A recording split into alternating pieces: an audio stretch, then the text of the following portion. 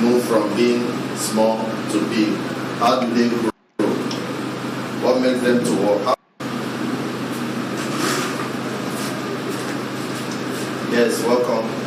Today we are going to be learning biology. Biology. What is biology? Biology is the study of living organisms. The study of what? Biology is the study of living organisms or things. So what is biology? Biology is the study of living organisms or things. Living organisms or things. Biology is the study of living organisms or things. What are the things that are living? Human beings like me. Plants and animals, isn't it? Those are the living things. So when you study living things, you're doing what we call biology, the study of living things. You want to know how the living things come about. You understand? How the living things move from being small to big. How do they grow? What makes them to walk? How do they survive in their environment? You study it. So whenever you're making such studies, you call it what? Biology. You call it what? Biology. The study of living things. So you can also say that biology is the science of life. Biology is the science of what? Life. This word biology came from two Greek words. This word biology came from two Greek words. The first one is bio, and the second one is logos. You understand? And this word bio simply means life. The Greek word bio means what? Life. And logos simply means discourse, isn't it? You know, you can also say it means what? Study. So when you study life, you do what we call biology. That's why we say that biology is the study of living organisms or living things. And we say that biology is the science of life. So biology came from two Greek words, bio and what? Logos. Bio meaning life, logos meaning what? Study. Is that clear? Yes. Now we look at the characteristics of living things. Characteristics of living things. Characteristics of living things. How do you say that something? You say that biology is the study of living things, isn't it? So how do you identify a living thing when you say it? So that when you study it, you know that you're doing biology. How do you differentiate a living thing from a non-living thing? So we differentiate them using their what? Characteristics. Using their what? Characteristics. So we're going to look at those characteristics. Number one characteristic of living thing is movement. Movement. Movement simply means motion from one place to the what? Other. It could be a movement of body parts. Like you see, plants, do they move from one place to the other? But animals move from one place to the other. But plants have other ways of making their movement by growth or by movement of its parts. You understand? Whereas animals do locomotive movement from one point to the other. So both plants and animals move. Is that clear? Then number two is what we call respiration. Number two is what we call what? Respiration. So respiration simply means taking in air, isn't it? You take in air because air do a lot of work in our body. We need oxygen in our body, isn't it? So all those things, for you to be able to do respiration, all living things do respiration. So whether it's plants or animals, you have to do respiration. Whether it's plants or animal, there has to be what? Respiration. Respiration simply means taking in air.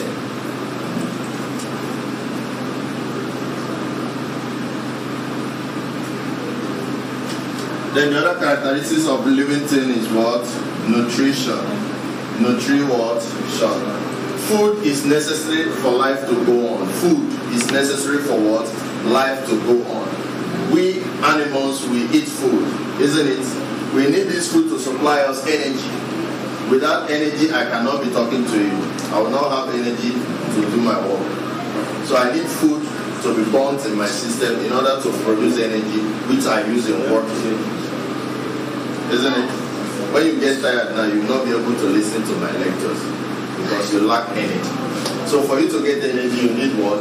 Food. You need nutrition. So movement from one point to the other, respiration, when you take in air, you understand? To supply what? Oxygen to the body. Then we need nutrition. Nutrition is, we talk about food, isn't it? Because from the food, that's where we get what? Energy. Even plants need energy for them to carry out their own activities, metabolic activity and other activities. Then number 4 is what we call irritability. Number 4 is what? Irritability. What is irritability? That's ability of a living thing to respond to stimulus. Irritability is the ability of a living thing to do what? Respond to stimulus. Then number 5 is what we call growth. Number 5 is what? Growth. Growth. What is growth? Increase in size, isn't it? Increase in size. So every living thing has to grow. It increases in size, whether it's plants or animal. When you are born, you used to be a kid, isn't it? Small time you become a teenager and then an adult. So that is growth. So let's continue.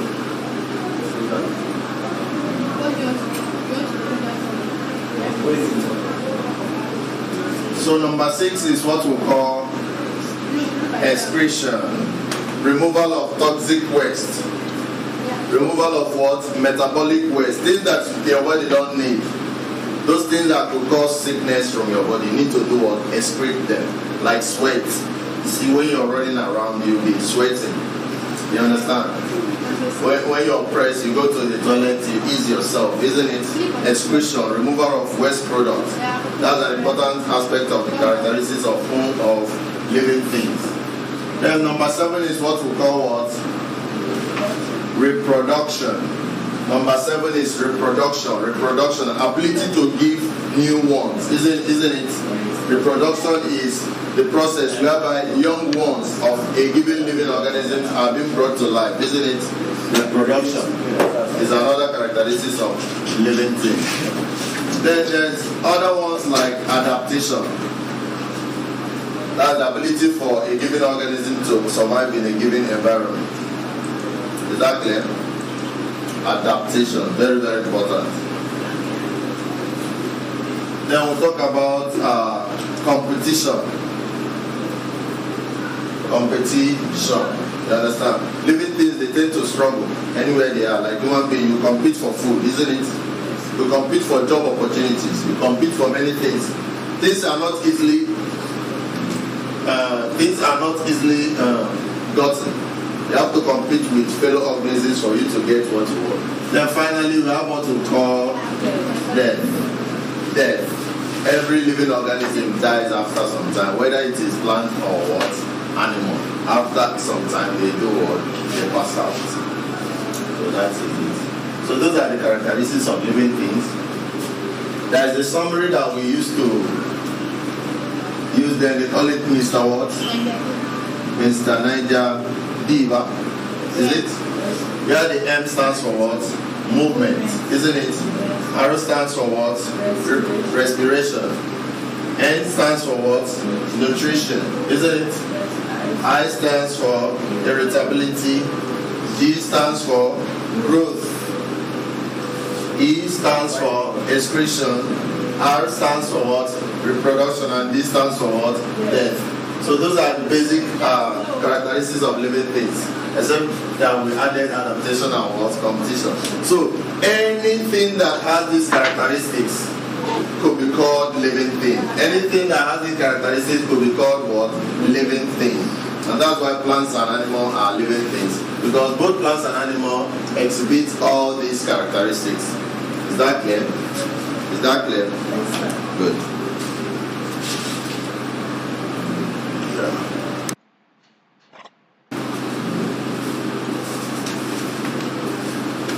Yes, welcome back to another biology class. Today we are going to be learning levels of organization of life. and its complexity. Levels of organization of life and its what? Complexity. Levels of organization of life. We have 4 levels of organization of life. We have how many levels? 4 levels. Number 1 is what we call the first level. And this first level we have the word cell. The first level we have the word cell. Number 2 is what we call the second level. And this number 2 level is the word tissue. Number 3 is what we call the third level. And this level is known as the word organ. And lastly, we have the word fourth level, known as the word system. So those are the levels that we have in life. So every organism is either you are the system of the cell, at the level of the cell, tissue, or what? Organ, as well as system. So first level is the cell. Is that clear? And it's made up of 1 or more cells. Organisms at this level are made up of 1 or more what? Cells. And what is a cell? Cell is the smallest single unit of life. Cell is what? Cell is the smallest single unit of life. That's what cell is. An example of organisms or parts of organisms at this level are, number 1, we have what we call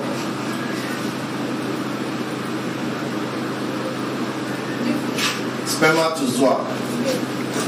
You understand? Spermatozoa is still at the cell level. You know that one thing come out from the sperm cells, isn't it? When the sperm cells meets with the ovum, isn't it? From the woman.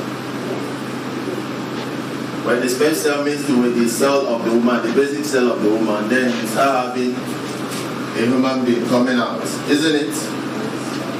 Now we have what we call red blood cells. Red blood what? Cells. It's still at the cell level. You know, red blood cell is part of the blood, isn't it? It's one part of the blood, one type of the blood. Now we talk about the ovum. What is the ovum? What is ovum? Is that not the reproductive cell of the woman that meets with the spermatozoa in order to form the fetus? Isn't it? So all of them are still at the first level of cell organization, known as the cell. The first level of organization of life, known as cell. Exactly. So the cell is very small.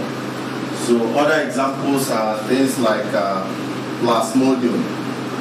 What is plasmodium? Plasmodium, spermatozoa, ovum, red blood cells. So all these are in the first level.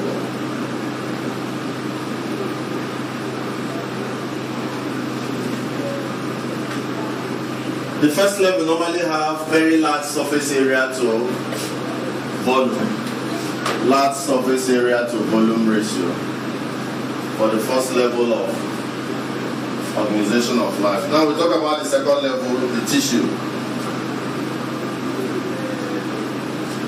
So how do you come about the tissue? The tissue come about when cells of the same structure and function. When there are cells of the same cells that have similar structure and function, they form what we call tissue. Exactly. When we have cells of the same structure and function, we form what we call tissue. cells of the same structure and what? Function. Cells of the same structure and what? Function. Example of this is the xylem. You know what the xylem is? The xylem is seen in plants. Another example is the what? Phloem. Another example is bone. These are bones. The bones are tissue. Another example is what we call cartilage. Is that clear? Cartilage. Now, they also have surface area to volume. This is actually big. This is large surface area to volume. The surface area to volume ratio for tissue is lesser than that of cell. Is that clear? This one has the highest surface area to volume ratio. This one has lesser. Now we'll go to the third level of organization known as the organ. Known as the what? Organ. Now, when you have tissue, you understand? Performing group of tissue that come together to perform the same what? Function. They form what we call what? Organ.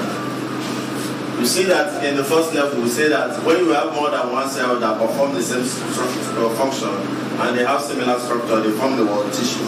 Now, when more tissue that perform similar function come together, they form what we call what? Organ. See, from here you get to this one, then you get to the third level. So, what are the examples of organs? Examples of organs is what? The eye. The eye is the organ for what? Sight. Is the organ for what?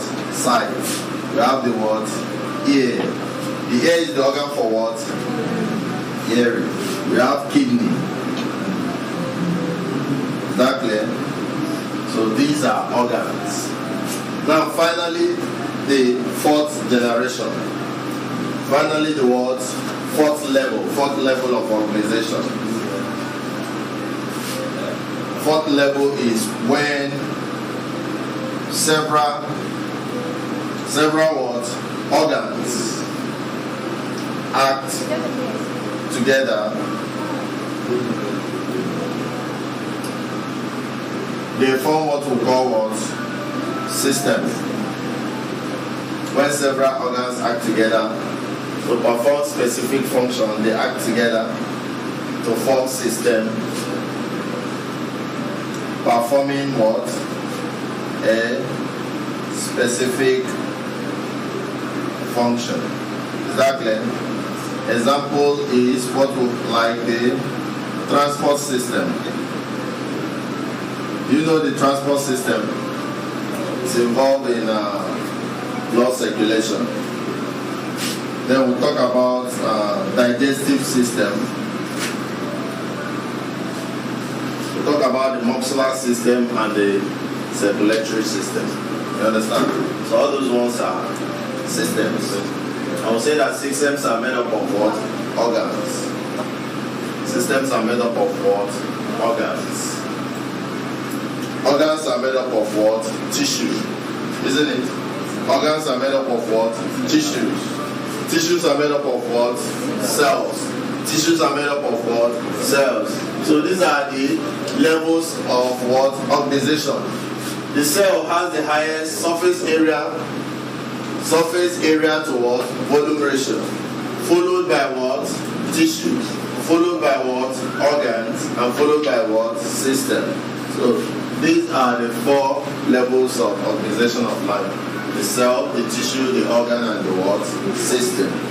When similar cells function together to perform similar function, we call them what? Tissue. When several tissue come together to perform specific function, we call it what? Organ. Then when some organ or several organs come together to perform specific function, we call it what? System. So, if you look at transport system. You see that transport system has many organs that come together to form the transport system. Is that clear? Then when you go to the eye, you see that the eye has plenty tissue, different tissues in the eye. Is that clear? Then when you go to the bone, you see that the bone is made up of plenty cells. Is that clear? But the smallest is the what? Cell. That's why we say that the cell is the smallest single unit of what? Life. The cell is the smallest single unit of life. That's why when the sperm cell is still a cell. It's very small. It's a cell. But when it meets with the ovum, it forms the fetus. Is that clear? At the level of the fetus, it's no longer in the level of cell because it has metamorphosed into greater cell organization. So the 4 levels of life organization, we talk about the cell, tissue, organ, and what? Systems. Is that clear? So please carry on.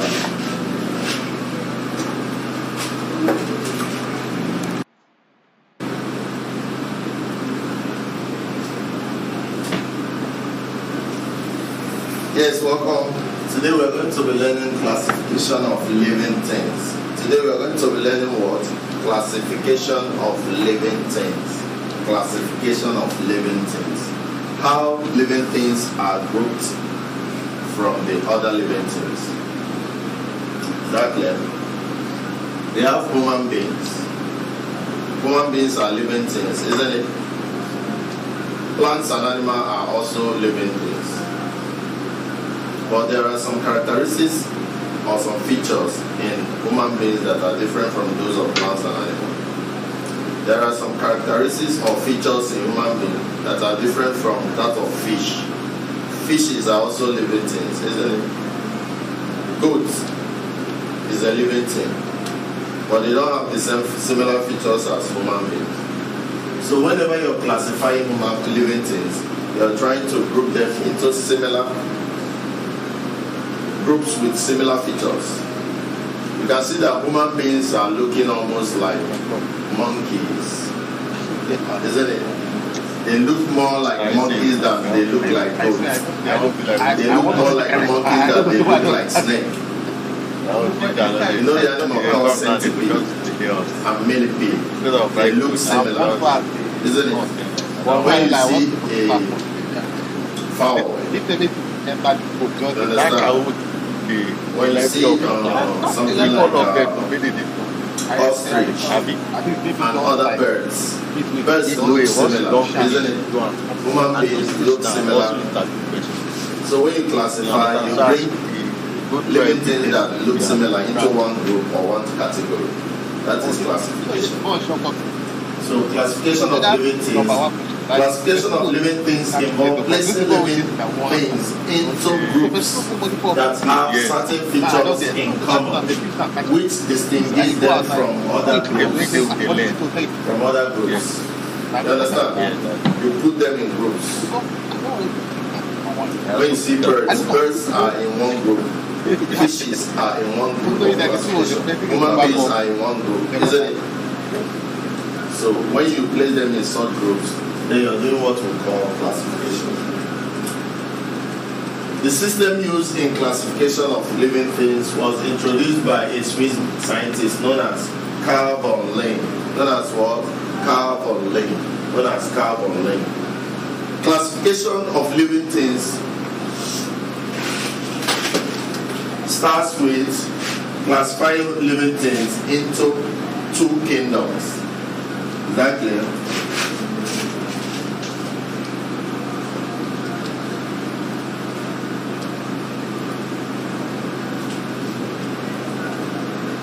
Into what? 2 what? Kingdoms. 2 kingdoms. And these kingdoms are what? Plants and what? Animals. That's the 2 main kingdoms that living things are classified into. Plants and what? Animals. Then the plants have what we call division. The plants have what we call what? Divisions. Whereas the animals have what we call phylum. Have what we call what? Phylum. Then from there it goes down to other classification, which I'm going to illustrate with the next diagram that I'm going to draw. You understand? Classification of living things. Classification of living things involves placing living things into groups. You're placing living things into groups that have certain features in common. You understand? Most of the birds, they have four and they fly. So you place all of them in one group. Fishes normally swim inside water. You understand? There are different kinds of fishes, isn't it? You classify them in one group. So when you're doing such classification, you're classifying living things. And the method used is the one that is introduced by a Swiss scientist known as carbon laying. Now, when you want to classify, you start by classifying living things into two major kingdoms. And those two kingdoms are what? Plants and what? Animals. So I'm going to draw the sketch of this classification method. So we have what we call the what? The first one is the what? Kingdom. Then after the kingdom, we have what we call the phylum. The what? Phylum. Which is for what? Animals. Or you have what we call the what? Division, which is for what? Plants. So from kingdom you get to the phylum or division.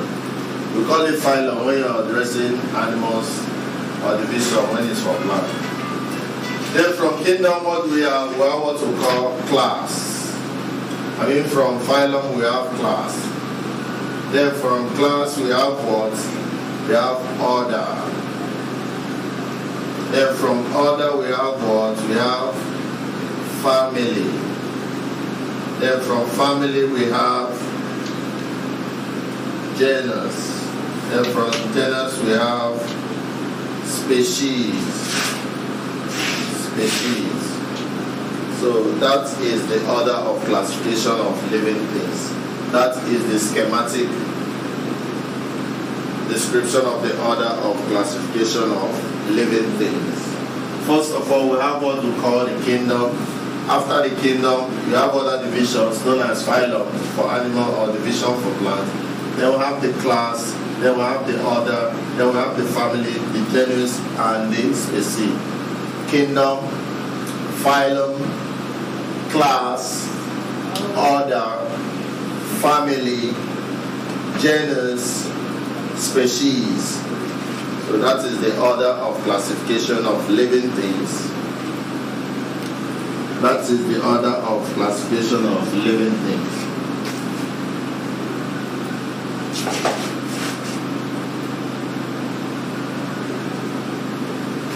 That is the order of classification of living things. Is that clear? Now, from the order, which one is the last? Species, isn't it? So we can say that the basic unit of classification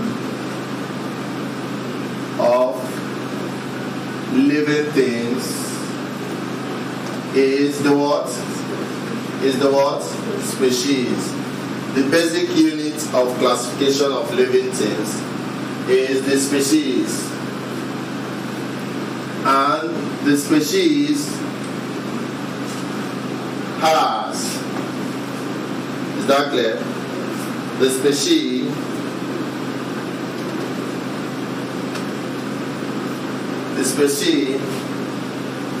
is the smallest unit of classification. Species is the what? The smallest unit of classification.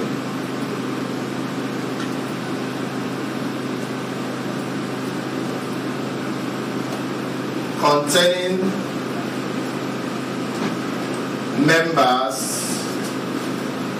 which have the largest features in common?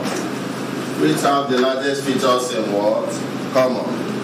Containing members which have the largest number of features in common.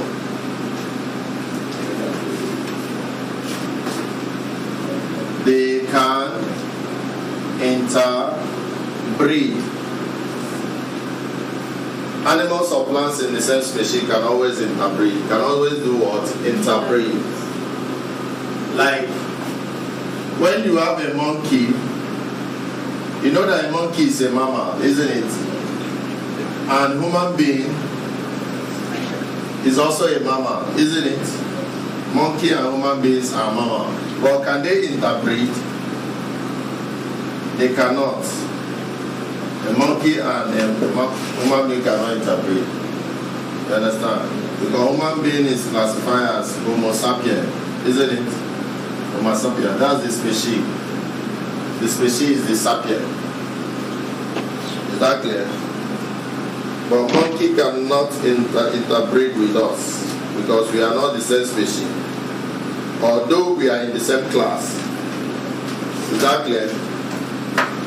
The class of monkey is what we call Mammalia. And that of human being is also what? Mammalia. You understand? Both monkeys and human beings are mammals, but they cannot interbreed because they are not in the same species. But both of them are in the same, they're in the same kingdom. Why are they in the same kingdom? Because both of them are animals, isn't it? They're in the animal kingdom. They're in the same phylum. They're also in the same class, but they are not the same species. You understand? For them to interbreed, they must be in the same what? Species. Is that clear? Is that clear?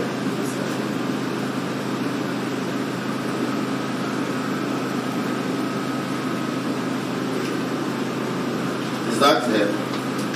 So species is the basic unit of what? Classification. Basic unit of classification. Basic unit of classification. Let's take an example. We have human being and we have lion. We have human being and we have what? Lion. Now, the classification, we have number one classification is the what? Kingdom is the number one classification, isn't it? What kingdom is human being? Animal, isn't it? Animalia. Lion is also what? Animalia. That's the kingdom. Now, the second classification, we'll talk about the what? The phylum, isn't it? What phylum is human being? Chordata. And what phylum is lion? Chordata. As animals that have spinal cord, or animals that have bones, animals that have bones, chordata. Okay. Then we'll talk about the what? Class. What class is human being? Human being is Mammalia. What class is lion? Mammalia. Mammals. You understand? In English we call it mammals. Now we talk about the order. What order is human beings? Primates. What order is lion? Carnivora. Now we talk about family. What family is human beings? Hominidia. Hominidia. What family is lion? Felidae. Felidae. Now we talk about genus. What genus is human being? Homo. What genus is lion? Panthera. Now, lastly, we'll talk about species. What species are human beings? Sapiens. What species are lions? Leo. You understand? So those are the classification for human beings, starting from kingdom down to species, and similarly for lions, starting from kingdom down to species.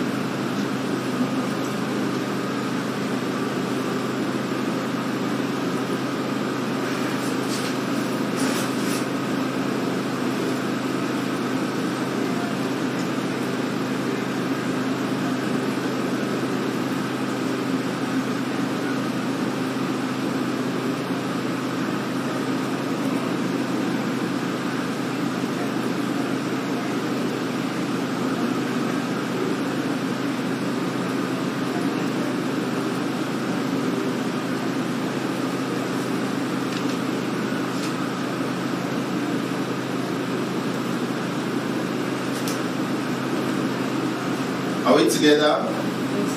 So these are the classification procedure. First is kingdom, second is phylum, third is class, fourth order, family, genus, and what? Species. And this is the category that human being falls in using this. You understand? Now, we said that the person that introduced the procedure for naming or classifying living things is the man called Calvin Lane. Calvin Lane. And the method is introduced is a method called binomial nomenclature. Binomial what? Nomenclature. Binomial nomenclature is the method introduced by Calvin Lane. Binomial what? Nomenclature. What is the meaning of binomial nomenclature? Binomial nomenclature simply means giving living things two names. Giving living things what? Two names. First is the generic name, the genus, followed by the specific name. First is the word generic name, followed by the word specific name. Is that clear? Binomial what? Nomenclature. Some people call it botanical name or the names, you understand, the scientific names. So, like, if you want to give human beings name using the scientific name, you will give them two names. First is the generic name or the genus name, followed by the specific name or the species name. So for human being, the name of scientific name for human being is what? Homo sapiens. Scientific name for human being is what? Homo sapiens. Because of the fact that we are using what? Binomial what? Nomenclature. We are using two names. You are not going to give name human being sapiens or homo. You will give it two names. So those two names is the generic name and the what? Specific name. Genus name and what? Species name. So human being by this explanation is what? Homo sapiens. So what's the name of lion? The scientific name? Panthera leo. Panthera leo. Panthera leo. That's the name. That's the scientific name for lion. And the scientific name for human being is what? Homo sapiens. And it is gotten by the generic name and the word specific name. Is that clear? So that is how you name in binomial nomenclature. Is that clear? Is that clear? Good.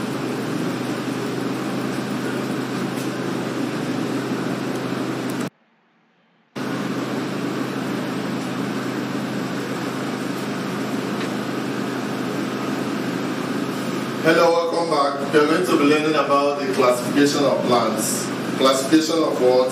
Plants. We say that when you want to classify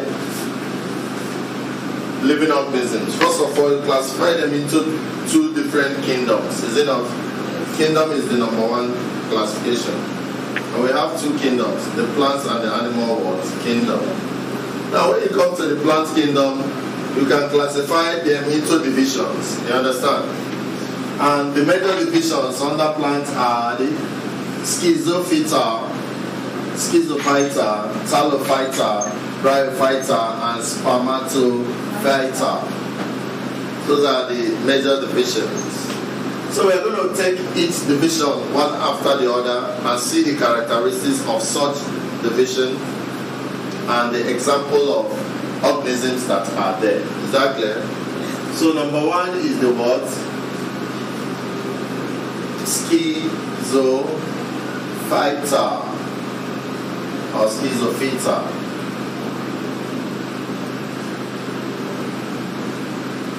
These are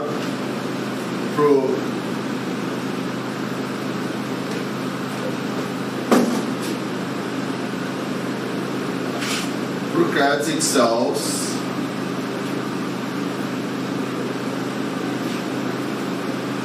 with no definite nucleus. Is that clear? They are simple organisms. They are very, very simple.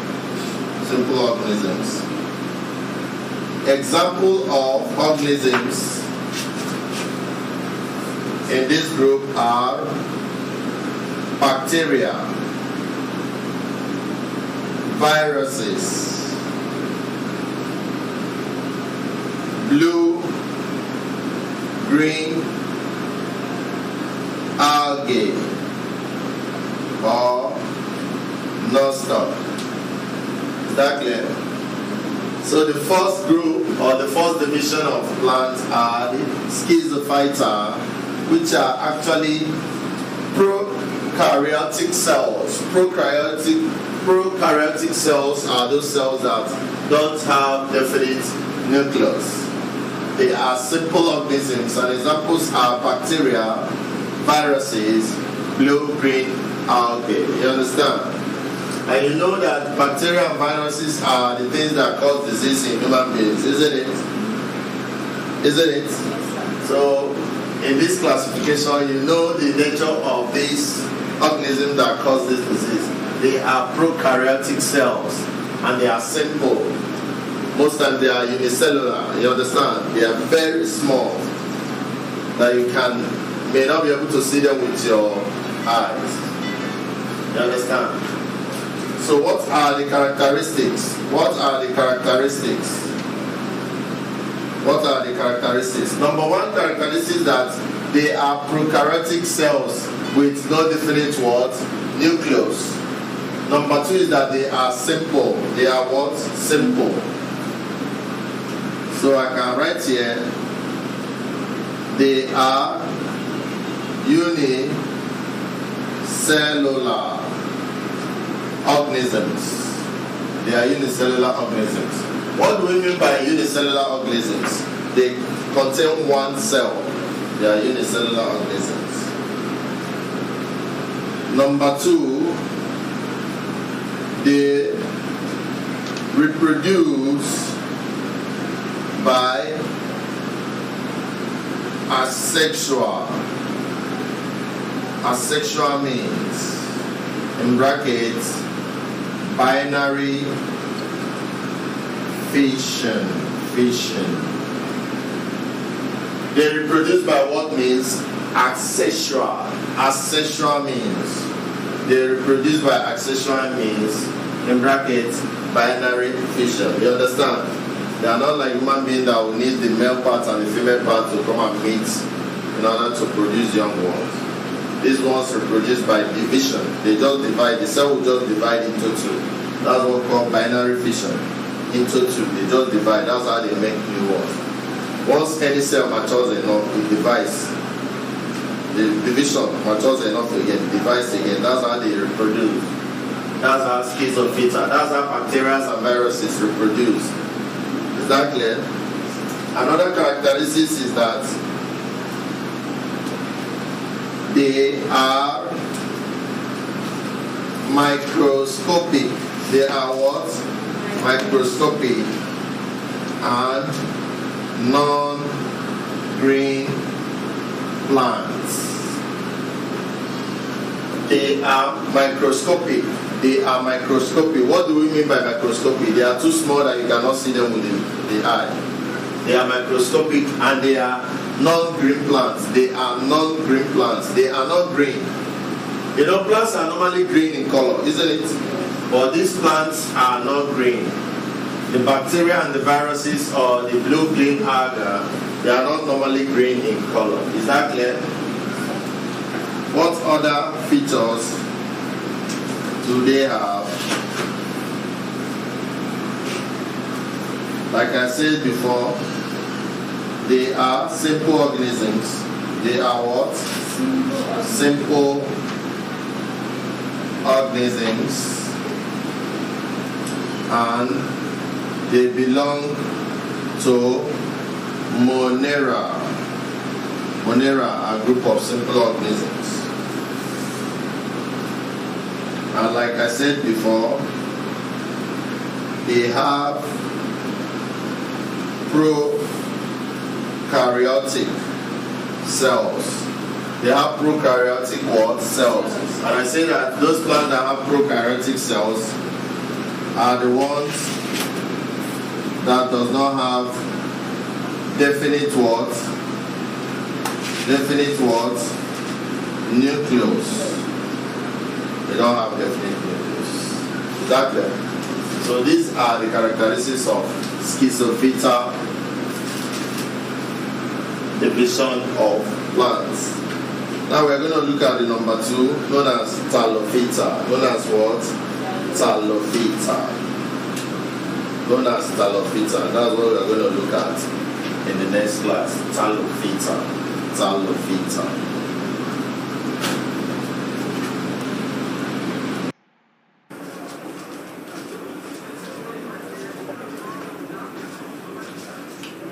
Yes, good morning, welcome. Today we are going to be learning about Thallophyta. We learned about the classification of living things. And we say that living things are classified into 2 major kingdoms, isn't it? And we have the plants and the animal world kingdom. Then we went further to say that the plant kingdom have other classifications under it, where we will talk about the phylum, isn't it? After the phylum, we'll talk about the what? The classes, the order, the family, genus, and the what? Species. The same way we say that the plants, after the plant kingdom, the first, we have the divisions, isn't it? The classes, the order, the family, genus, and species, isn't it? Then under the divisions, we talked about the Schizophyta in the previous class, isn't it? That's one of them. And today we're going to talk about the Thallophyta. The Thallophyta are simple plants with definite shape. Is that clear? They are actually simple plants with definite shape. The Thallophytas are simple plants with they have definite shape. Could be oval or any kind of shape. Members of the Thallophyta are the fungi, the algae, and the lichens. The fungi, the algae, and the what? Lichens. They are the members of these division known as Thallophyta. Is that clear? These lichens are formed when an algae and a fungi exist together. Whenever you have an algae and a fungi existing together, then we're talking about what? The lichens. They actually grow on rocks and tree trunks. They grow on what? Rocks and tree trunks. So we're going to take the characteristics of these 2 types of Thallophyta. The fungi and the what? Algae. Is that clear? In subsequent classes, we will be making sketches of all the different kinds of plants. The fungi will make sketches. You understand? You're supposed to know how to draw them and be able to do what? Level them. And be able to do what? Level them.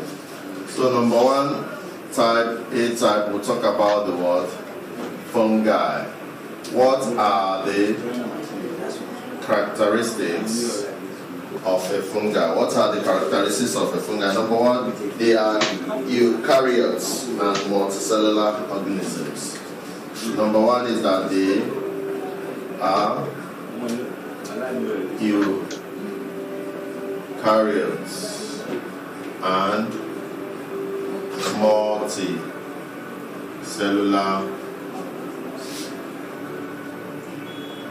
organisms. Is that clear?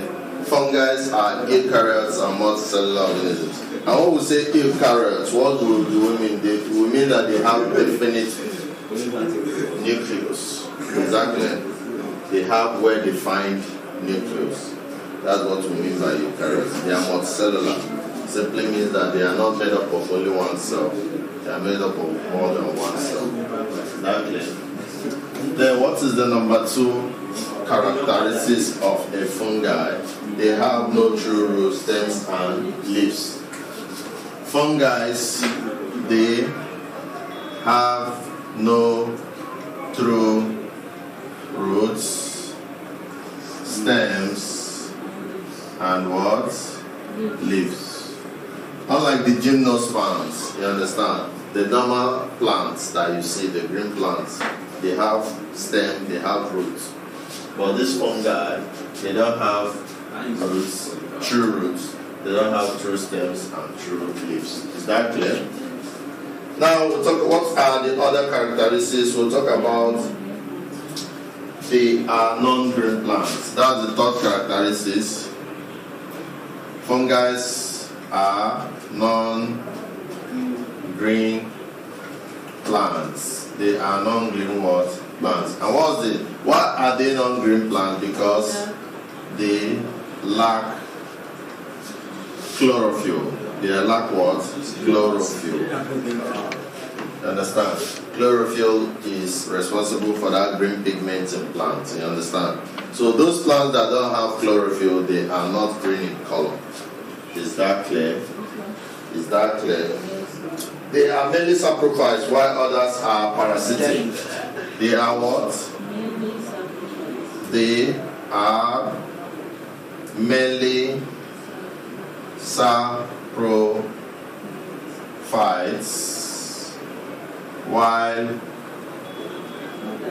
others are parasitic. You understand?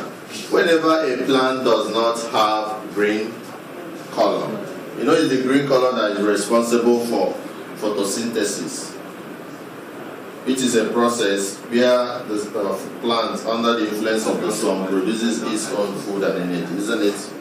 So a plant that does not have green color, can it photosynthesize? No, it cannot. So how can it eat? How can it fetch food? It can do that by being what? Saprophyte. Saprophyte feed on dead, decaying organisms and materials, isn't it? Then parasites feed on other organisms to survive, isn't it?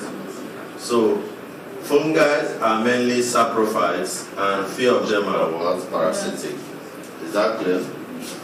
Then what other characteristics do fungi have? What other characteristics do fungi have?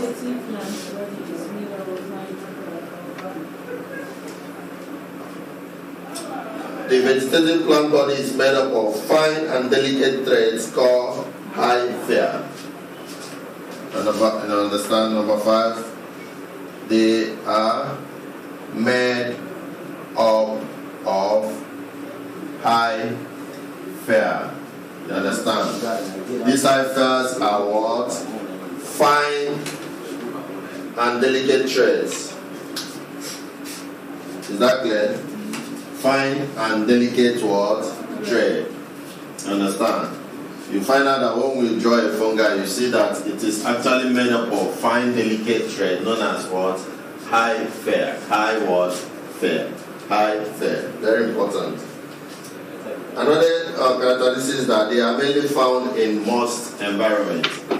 They are mainly found in where? Moist environments. Fungi are mainly found in moist environment. What do we mean by moist environment? No, moist means a place that contains water, maybe swampy or wet areas, you understand? Those are the places you find fungi, understand? Or wet, moist food items, bread, all those kind of items, that's where you find them. What other characteristics? They reproduce asexually by means of spores. Understand? That's the final. They reproduce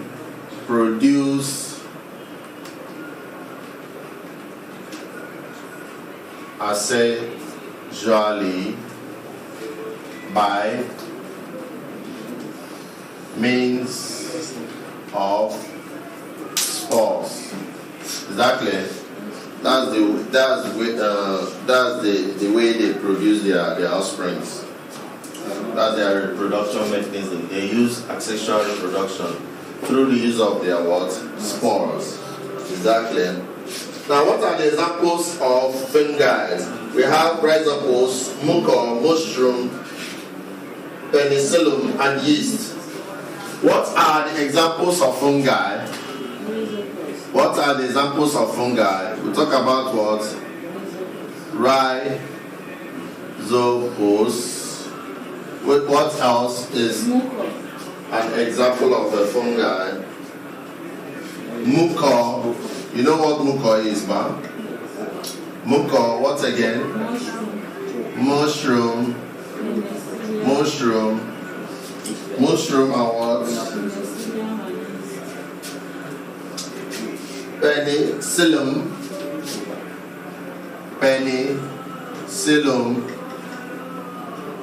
And what? Yeast. All these are examples of what? Fungi. Yeast is an example of fungi. Penicillium is an example of fungi. Rhizopus is an example of fungi. Mushroom.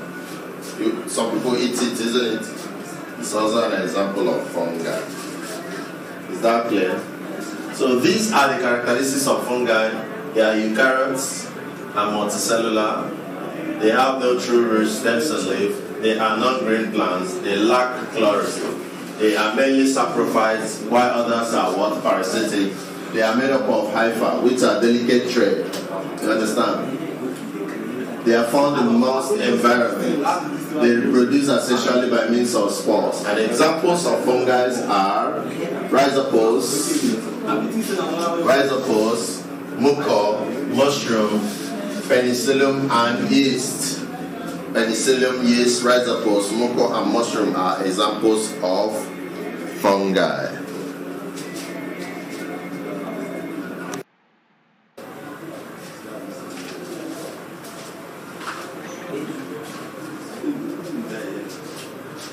Yes, welcome. Previously we learned about the division Thallophyta, isn't it? And we talked about the fungi as one of the example of Thallophyta. I would say that these fungi are eukaryotes. And we give examples of fungi as mushroom, mucor, penicillium, rhizopus, isn't it? And today we're going to be looking at algae. What are the characteristics of algae? What are their characteristics? Number one, algae are simple microscopic green plants. They are what? Simple microscopic green plants. We say that fungi are non-green plants, isn't it? And because fungi are non-green, they cannot manufacture their own food using photosynthesis. But algae are simple microscopic green what? Plants. They are green plants. They have cellular cell wall. Is that clear? Some of them are unicellulars. Some algae are unicellulars. Example is Climadomonas. Climadomonas is an example of an algae, and it is what? Unicellular. While others are multicellular. There are other algae that are what? Multicellular. Example is what? Spirogyra. Example of a multicellular algae is Spirogyra. They have no true roots, stems, and leaves. Just like fungi, algae don't have true roots, stems, and what? Leaves. They are mainly aquatic plants. They are mainly what? Aquatic plants. That means they stay in water or in riverine areas, isn't it? Algae are mainly autotrophic plants. Autotrophic plants. What is the meaning of autotrophic plants? Whenever a plant can synthesize its own food, it is said to be what? Autotrophic. So algae can synthesize their own food. Why? Because they are green plants. You understand? They have chlorophyll. So they can use photosynthesis to synthesize their own food. Is that clear? They are filamentous. They are what? Filamentous. That means they are made up of filaments. Isn't it? They have no specialized reproductive organs. Algae don't have any specialized reproductive organs, and that's the reason why they reproduce through both sexual and asexual means. They reproduce through both what? Sexual and asexual means. Algae reproduce through both sexual and asexual means. Now, who can give me examples of algae? What are the animals that are algae? Examples. Number one is Chlamydomonas. Give me another example of an algae. Volvox is another example. Give me another example of an algae. Chlamydomonas, Volvox. Diatoms. Well, diatoms are also examples of algae. Another example is what? Euglena, and what? Spirogyra. Euglena and Spirogyra are also examples of what? Algae. Euglena and what? Spirogyra, as well as what? Chlamydomonas. Is that clear? All these are examples of what? Algae, which is underworld division of plants. Underworld division. Thallophyta. Underworld division. Thallophyta. And I told us that in subsequent classes we are going to be making sketches of all these animals, of all these what? Animals, of all, all these plants, sorry, they are not animals. Of all these what? Plants. Very, very important. Is that clear?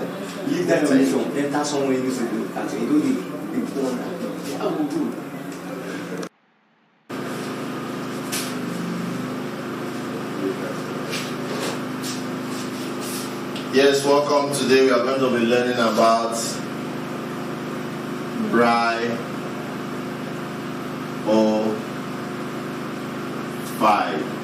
Bryophyta or the Bryophytes. Today we are going to be learning about the Bryophytes or the Bryophyta division of plants. Bryophyta division of what? Plants. What are the characteristics of these animals, these plants, Bryophyta? How do you know them when you see them? Number one is that they are complex multicellular green plants. They are green. Is that clear? They are multicellular. They are made up of more than one cell. Unlike the Schizophytes. Is that clear? They are complex multicellular green plants. Their cells are differentiated into tissue. You understand? They are made up of tissue. Their cells are differentiated into tissues. They lack true roots, stems, and leaves. Just like the previous groups that we looked at. Most of them lacked true roots, stems, and leaves. You understand? But then, they have structures that resemble these roots, stems, and what? Leaves. They are non-vascular plants. They don't have vessels. You understand? They are non-vascular plants. They are non-vascular plants. They are usually found growing in moist places. You understand? Places where there is water.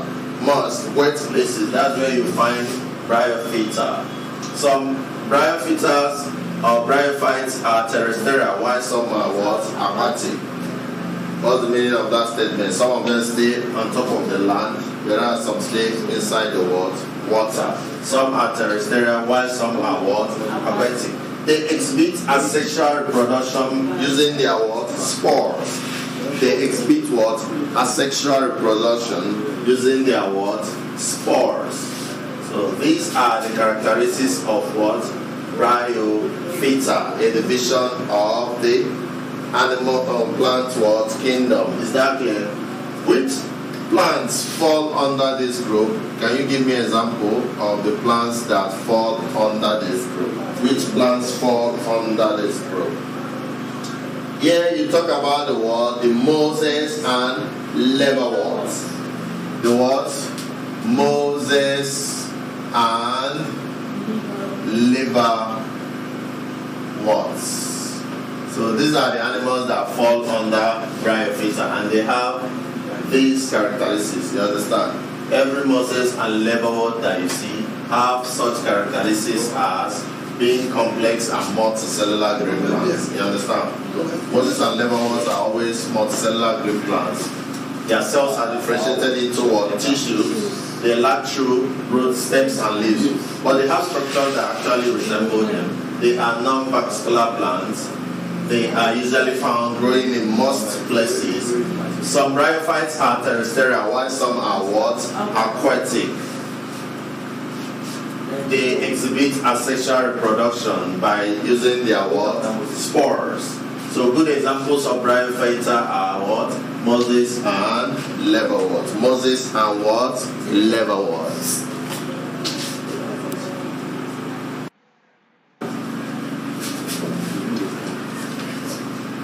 Yes, welcome. Today we're going to be learning about the Pteridophytes, the Pteridophytes, or the Pteridophyta division. The Pteridophyta what? Division. The Pteridophyta division. The Pteridophyta division. What are the characteristics of this division of the plant kingdom? They are multicellular and vascular green plants. You understand? They are vascular. You remember all the previous ones we've been doing, they are non-vascular, you understand? The lesser ones. But here we have that they are multicellular and what? Vascular green plants. They are green. They are non-flowering plants, they don't have flowers. When we talk about the Schizophyta, you see that they have flowers. But these ones, they don't have what? Flowers. But when we talk about the Schizophyta, you see that they have flowers. But the Pteridophyta, they don't have what? Flowers. They have true roots, stems, and leaves.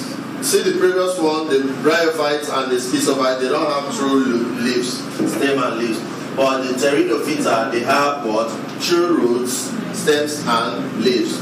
The Pteridophytas have true leaves, stems, and what? Roots.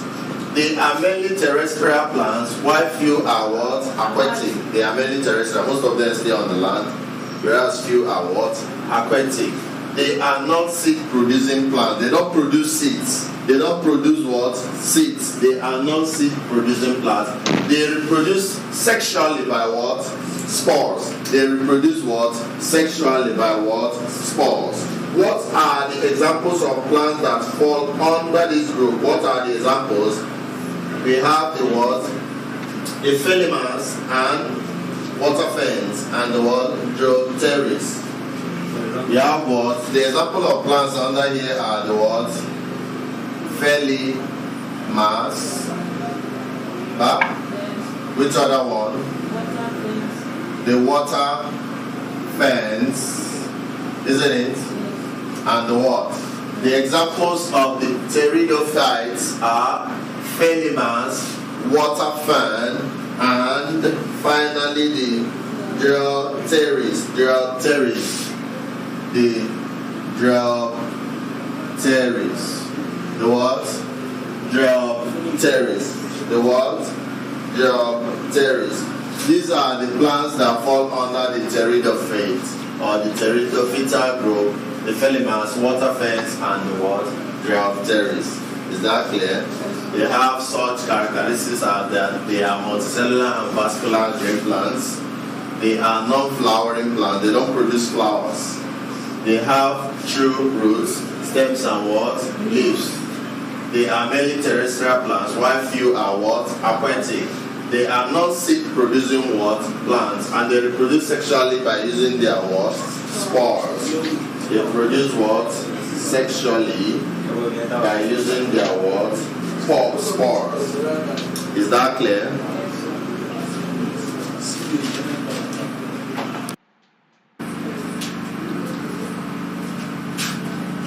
Yes, welcome. Today we are going to be learning nutrition. Today we are going to be learning what? Nutrition. Who can tell me what nutrition is? The process of taking in food by the cells and the tissues of the body. Is that clear? The process or the supply of food and nutrients to the cells and the tissues of living organisms. It's known as what? Nutrition. It's known as what? Nutrition. And it's one of the major or basic characteristics of what? Living things. Is that clear? Every living thing must feed. Because without food, you cannot do work. You cannot repair one part. Do you know that if a knife cuts you, after some time it heals, isn't it? If you are not eating, if you are not feeding well, some of those things will not happen. Is that clear? Because nutrition is the process or is the supply of food to the cells of organisms in order that they can do what? Grow. Without food, you cannot grow. You'll be malnourished. During the war, you see those Biafran kids that don't eat food. They are malnourished, isn't it? Because they need food for them to grow. If you want to grow and look good, you have to eat food because it's the food that helps the cells to grow. Is that clear? So there is need for supply of food so that they can do what? Grow, and as well repair and replace what? Worn out tissue. Repair and replace what? Worn out tissue. When you have a cut, when you have injuries, you understand? The food that you eat that has nutrients helps those places to do what? Heal. Helps those places to do what? Heal. It helps them to do what? Heal. Also, it helps what? Respiration. When you don't have energy, your lungs will not be moving for you to breathe in air. Is that clear? Is that clear? So living things feed or take in nutrients for what? Survival. They feed and take in nutrients for survival. Living things feed and take in nutrients for what? Survival. And the mode of nutrition does what? Vary from one organism to another. If you want to eat, how do you eat? You cook food, isn't it? You use spoon, you dish it out and you start eating. That's how you eat food. And you're a living thing, isn't it? Now, if a dog wants to eat food, how does it eat? He goes to the bone, mixes it and does what? He eats it, isn't it? Now, if plants want to eat, have you ever seen plants eating meat or eating something? But you know that plant is a living thing.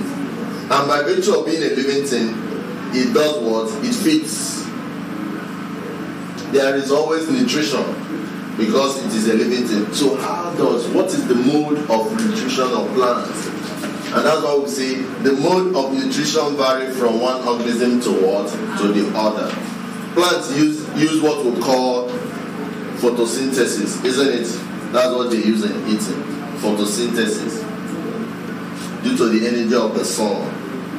You understand? On the chlorophyll that is in the green plant. Every green plant, that's how they feed. You understand? Through reactions. And we are going to explain photosynthesis very soon. Is that clear? So now we look at the modes of nutrition. We look at what? Modes. Modes of nutrition. And I say mode of nutrition, what does it mean? The way through which that particular organism feeds. Is it not? So what are the modes of nutrition that we have? We have what we call Autotrophic Nutrition. That's the number one mode. We have what we call what? Autotrophic mode. Autotrophic nutrition. Autotrophic nutrition. Autotrophic. It's automatic. It involves those organisms that can manufacture their own food from simple inorganic material. this is the mode that involves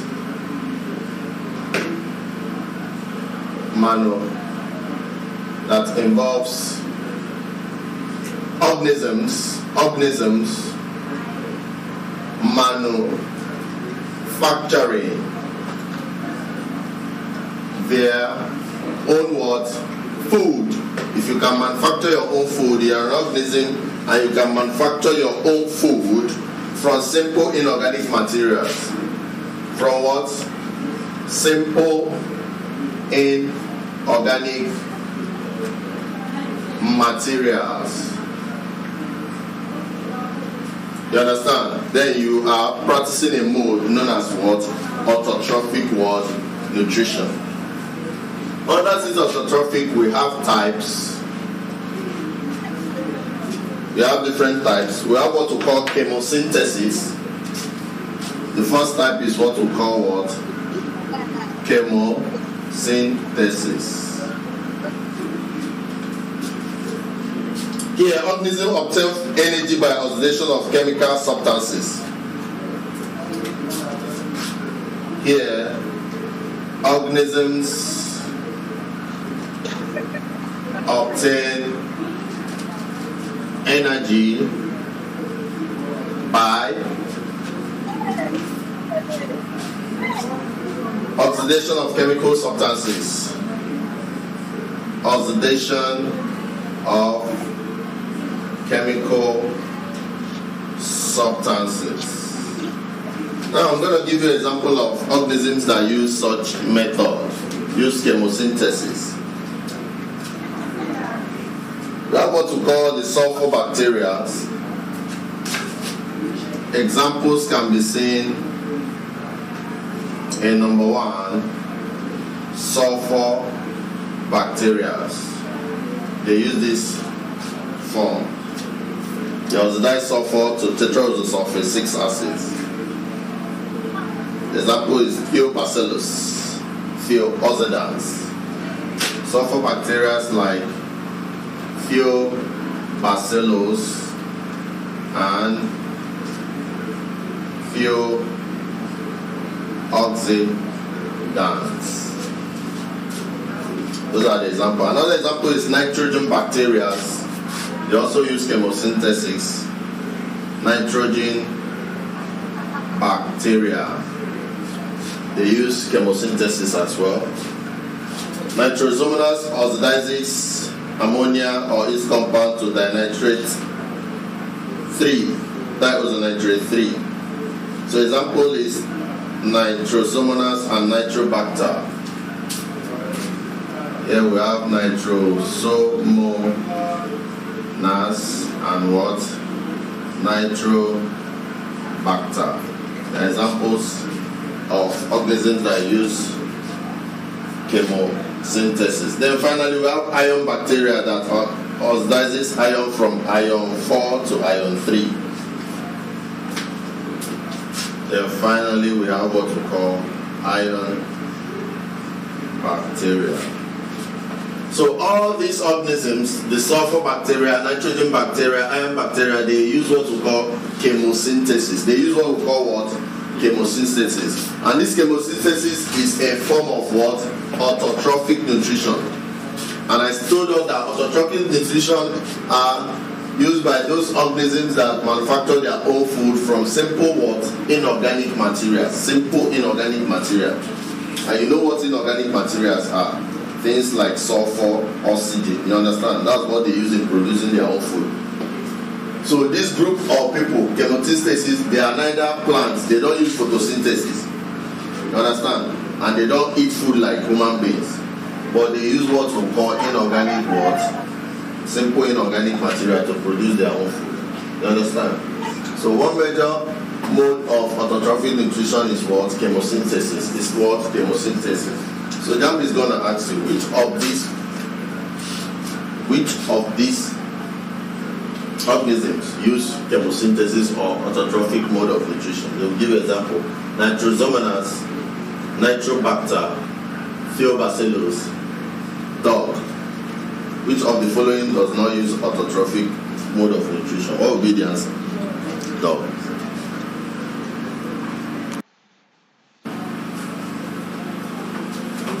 Yes, welcome. Today we are going to continue modes of nutrition. We say that the first mode of nutrition is autotrophic, is it not? And autotrophic simply means when the organism can produce its own food. Is that clear? By the synthesis of inorganic materials around it. Is it not? Those are known as autotrophs. Those organisms are known as what? Autotroph. And that mode of nutrition is known as what? Autotrophic what? Nutrition. Is that clear? I would say we have two categories of organisms under this. We have those that do chemosynthesis. Is that clear? We have those that do chemosynthesis. Then we have those that are what? Holophytic nutrition. Is that clear? Those organisms that undergo chemosynthesis are the bacteria. Is it not? The nitrogen bacteria, the sulfur bacteria, and the what? Iron bacteria. The nitrosomonas and nitrobacters. They undergo what we call chemosynthesis. Is that clear? To synthesize their own food. Then the other form of autotrophs are those that undergo what we call holophytic what? Nutrition. And we say that these ones are the what? Green plants. Are the what? Green plants. All autotrophs manufacture their food by themselves. You understand? But the procedure they use could be by chemosynthesis or by what? Holophytic what? Nutrition. So those people those organisms that use holophytic nutrition are the what? Green plants.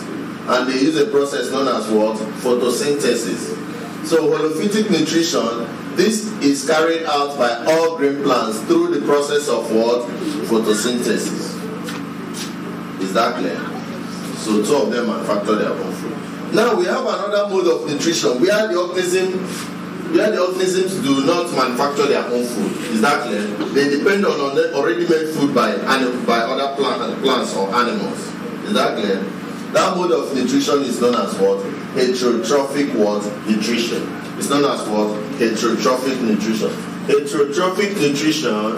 In heterotrophic nutrition, all animals, fungi, protozoa, and some bacteria depend directly or what? Indirectly on autotrophs. They depend on what? Autotrophs. What organisms are known as autotrophs? The ones that manufacture their food by themselves. Is that clear? So the heterotrophs depend on the what? Autotrophs. For what? Food. They depend on already what? Made food. And then we'll ask you which of the following categories of organisms depend on already made food.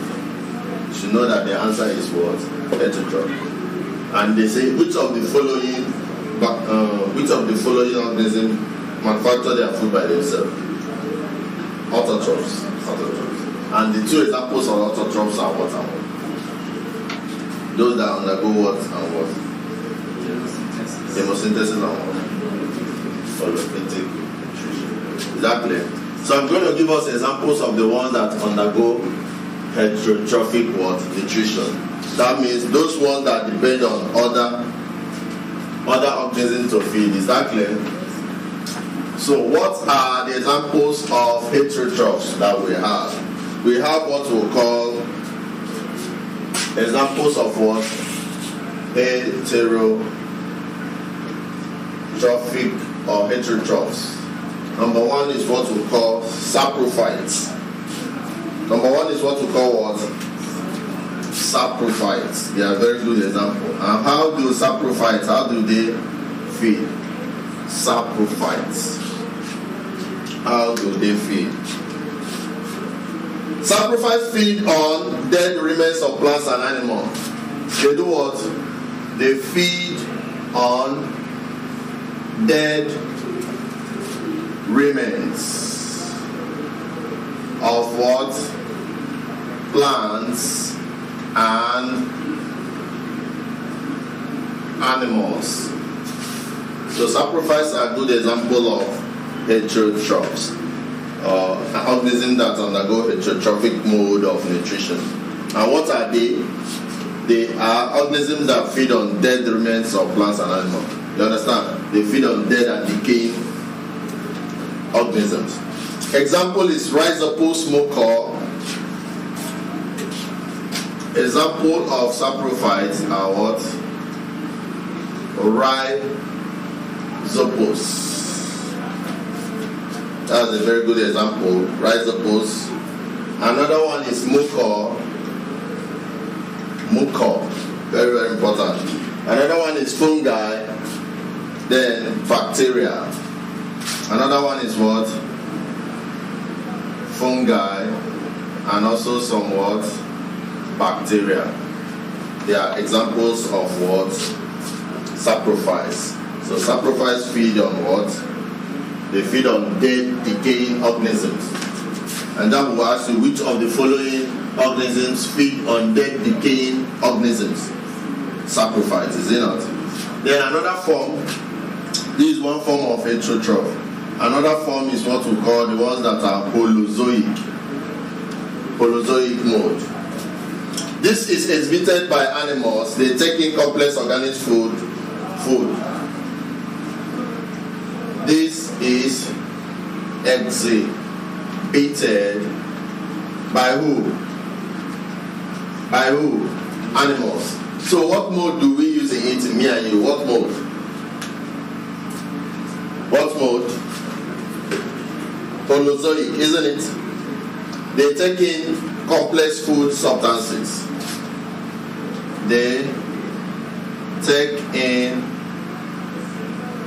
complex food substances. Is that clear?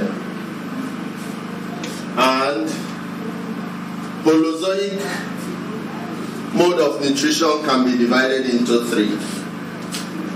Holozoic mode of the feeding can be divided into what? Three. We have three types. Number one is what we call herbivores. Number one is what? Herbivores. Number two is what we call carnivores or carnivorous animals. And number three is what we call omnivores. Number three is what we call what? Omnivores or omnivorous animals. Who can tell me the difference between these? These ones, they feed on what? Plants. They feed on what? Plants, green plants. Who can give me an example? Like sheep, goat, Have you seen goats eating meat? They feed on green plants. You understand? So these ones feed on what? Green what? They feed on green plants. The herbivores feed on green plants. What of carnivores? What do carnivores feed on? They feed on flesh. They feed on what? Flesh. Flesh means meat, but carnivores feed on flesh. Who can give me an example? Dog, is it not? Cat, is it not? They are examples of carnivores. The omnivores are those that feed on what? They feed on flesh. And what? Green what? Green plants. Who can give me an example? Man, me and you can feed on both plants and animals. So these three are different classes of what? Holozoic what? Organisms. Organisms that undergo holozoic mode of what? Nutrition. Now, apart from the saprophytes and the holozoic organisms, we have other organisms. Example is the predators, the symbionts, and the parasites. Predators, symbionts, and what? Parasites.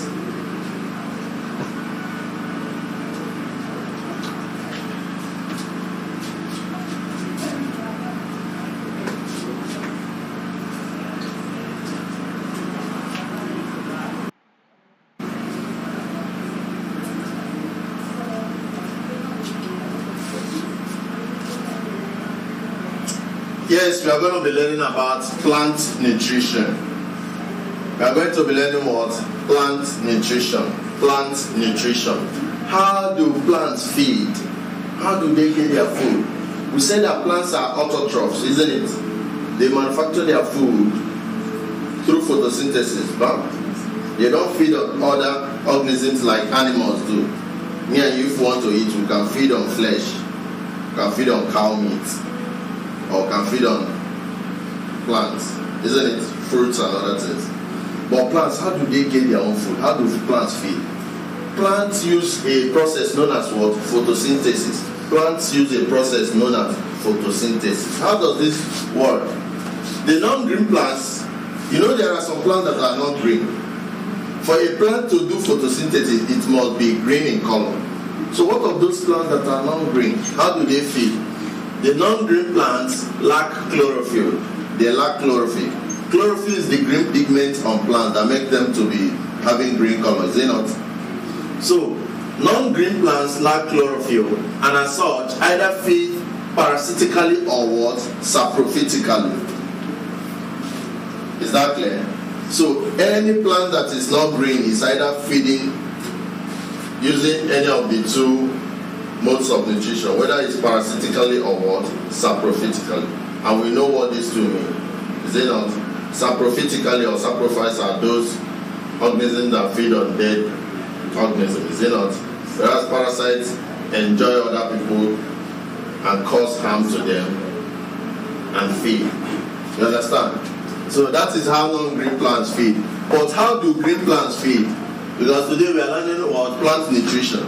So plant nutrition covers how both green and non-green plants feed. So we've said that the plants that are non-green, they feed through what? Parasitically. They feed parasitically or what? Saprophytically. So how do the green ones feed?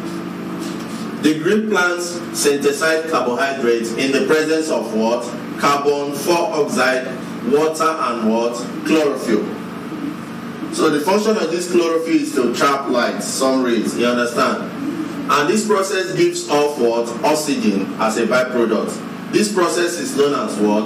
Photosynthesis. Is that clear? So they will ask you, what is photosynthesis? Photosynthesis is a process where green plants manufacture their own food by doing what? By synthesizing carbohydrates in the presence of what? Carbon 4 oxide, water and what? Chlorophyll. And give off what? Oxygen. Is that clear? That is photosynthesis. So this is the reaction, the chemical equation for photosynthesis. Carbon 4 oxide reacts with what? Water. In the presence of what? Light and what? Chlorophyll to give what? Glucose. This glucose is the carbohydrate that is synthesized. Is that clear? Giving off the byproduct of what? Oxygen. Giving off the byproduct of what? Oxygen. So this is a photosynthesis reaction. Is that clear?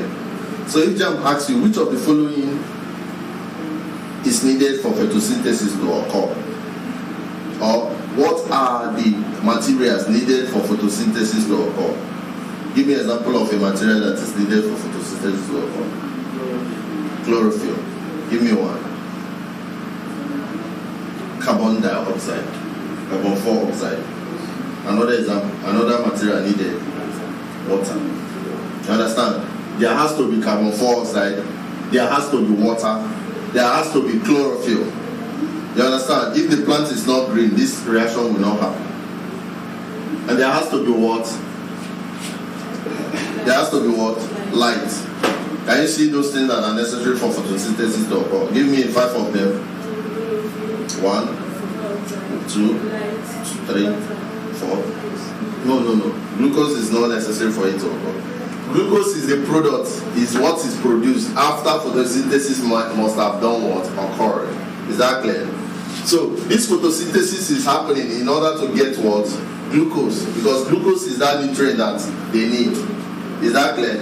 So we say that photosynthesis is the process by which plants synthesize what? Carbohydrate. They need this carbohydrate. And this green carbohydrate is also known as what? Glucose. Is that clear? So how do they manufacture this carbohydrate? By using the process known as what? Photosynthesis. And for this photosynthesis to happen, you need what? Carbon 4 oxide, water, light, and chlorophyll. Is that clear? So what is the byproduct of photosynthesis? JAMB will ask you. What is the product that is not needed? It's a product, but it's not the major project. It's a byproduct. What is it? Glucose is the main product. So the byproduct of photosynthesis is what? Oxygen. Is that clear? Is that clear? Can I clean up? Now, photosynthesis happens in 2 stages. Photosynthesis happens in what? It happens in what? 2 stages. Number 1 is what we call the light phase. Number 1 is what we call the what? Light phase. Or you can say photosynthesis happens in 2 phases. In 2 what? Phases. Number 1 is the light phase, and number 2 is the what? Dark phase. Is that clear? So we have the dark phase and the light phase. Now, let's look at the light phase. Light phase reaction. What happens in the light phase in photosynthesis? What happens? Number 1 thing that happens, the chlorophyll traps the light energy. Number 1 is what? The chlorophyll traps the light energy. That's the first thing that happens during photosynthesis. The other chlorophyll, the green pigment, must trap the what? Light energy. Number 2, the water further splits, the energy further splits the water into hydrogen and hydroxyl ion. B, the energy further splits water into hydrogen ion and what?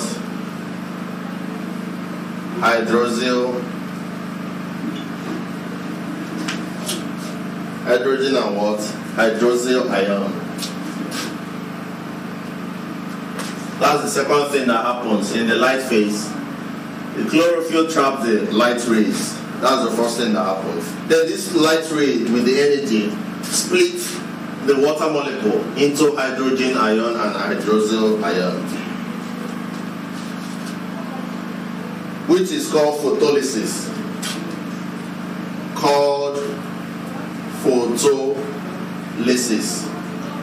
So that will ask you, the splitting of water molecule into hydrogen and hydroxyl ion is known as what? Photolysis. So this is the equation. 4H2O is split into 4 hydrogen ion and what? 4 hydroxyl ion plus ATP.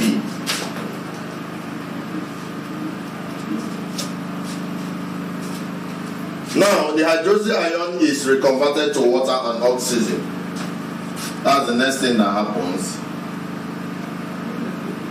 The hydroxyl ion is reconverted to water and oxygen. In that case, 4OH turns back to 2H2O plus O2.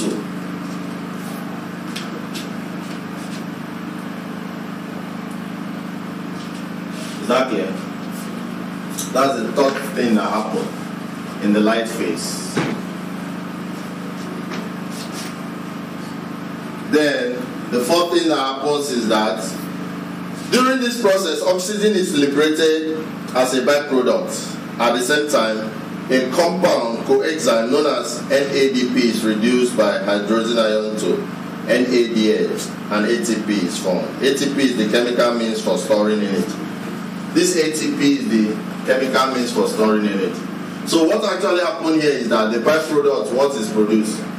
Oxygen. This oxygen byproduct is produced here.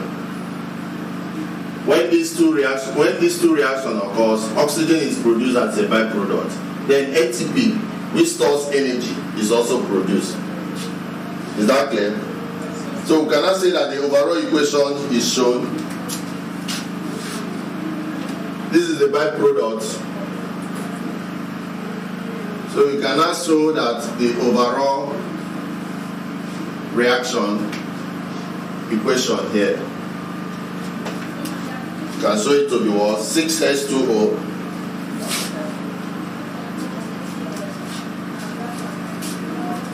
plus CO2 plus 6CO2. Is that clear? To give what? Glucose 6H12O6 plus what? Oxygen. You already know this equation now, huh? This is the equation of photosynthesis. But you must need the energy of the light, huh? Energy of the light and what? What else do you need? Chlorophyll.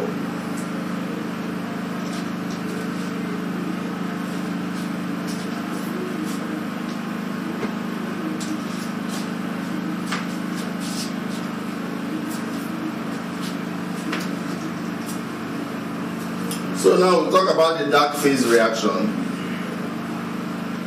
Dark phase reaction.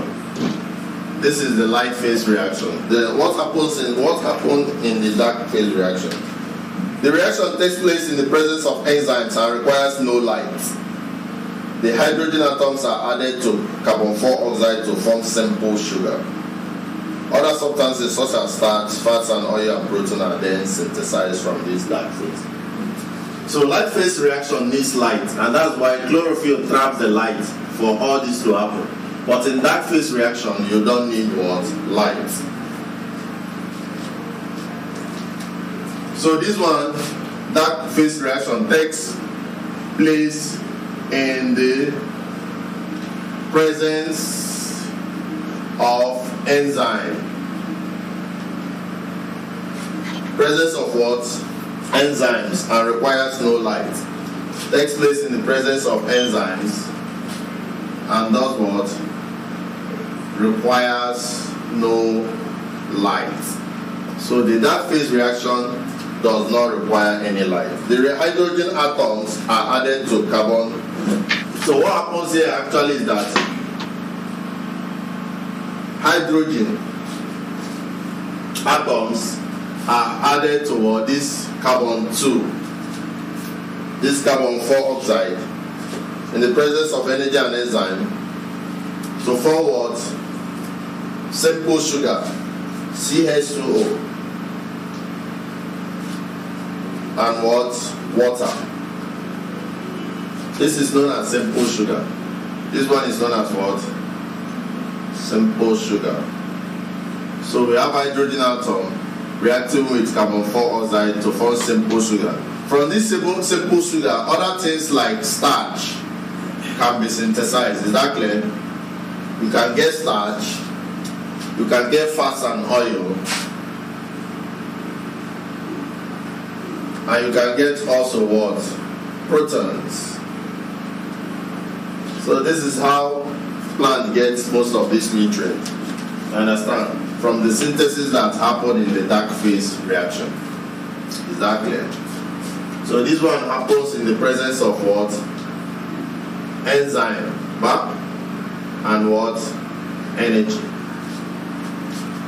So those are the two aspects of photosynthesis. Those are the two what? Phases of photosynthesis. Number one is the light phase, which involves the chlorophyll trapping the light and the splitting of the water molecule into hydrogen and hydroxyl ions. And the hydroxyl ion is later reconverted to what? Oxygen. In the whole process, we have ATP forming.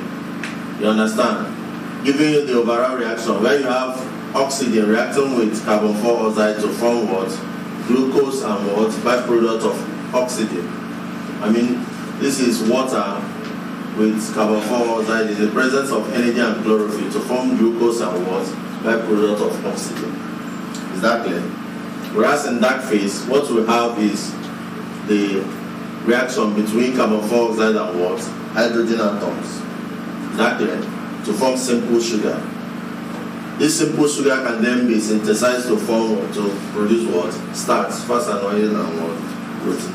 Is that clear? Did you get it? So JAMB is going to ask you what are the phases we have in photosynthesis. We have the light phase and what? Dark phase. The light phase needs what? Light to happen. Is that clear? Whereas the dark phase does not need what? Light. It's pure synthesis reaction that takes place.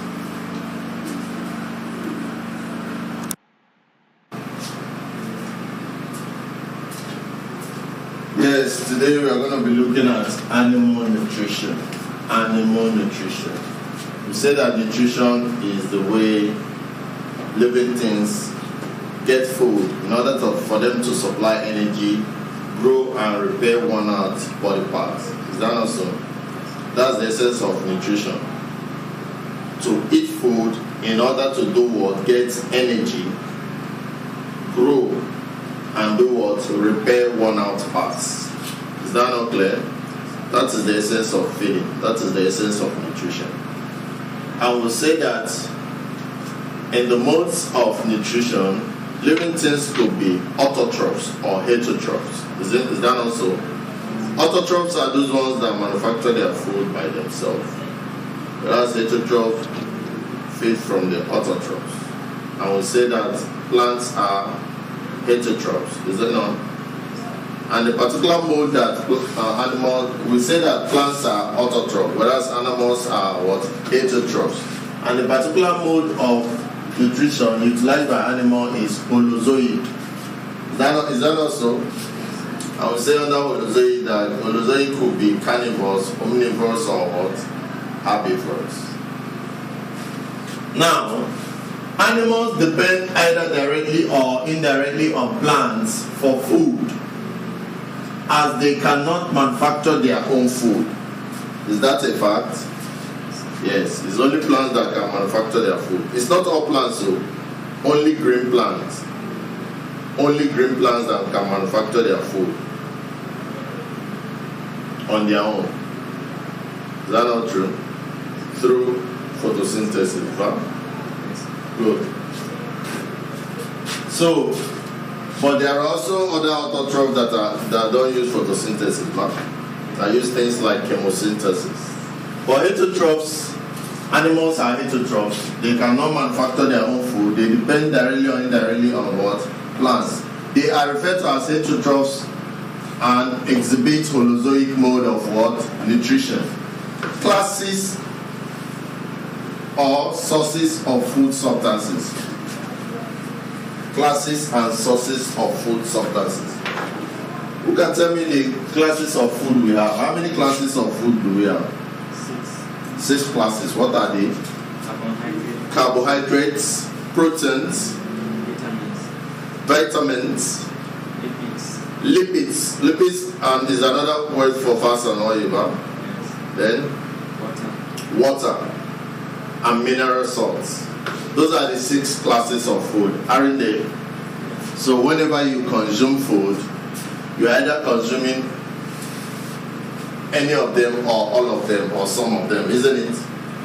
Can you give me an example of food items that give carbohydrates? Carbohydrates. We say that carbohydrates are energy-giving food. Can you give me an example of food that give carbohydrates? Yam, cassava, and what? Potato. Those are good examples of carbohydrates. Carbohydrates are energy-giving food. Whenever you want to get energy very fast, you take what? Carbohydrates. You take what? Carbohydrates. Carbohydrates is made up of carbon, hydrogen, and what? Oxygen. Carbon, hydrogen, and what? Oxygen. Carbohydrate is made up of carbon, hydrogen, and oxygen. That is what carbohydrate is made up of. And it contains hydrogen to the hydrogen to oxygen ratio is 2:1. The hydrogen to oxygen ratio is what? 2:1. Just like we have in H2O. You understand? The hydrogen to oxygen ratio is 2:1. Very, very important, just like in water.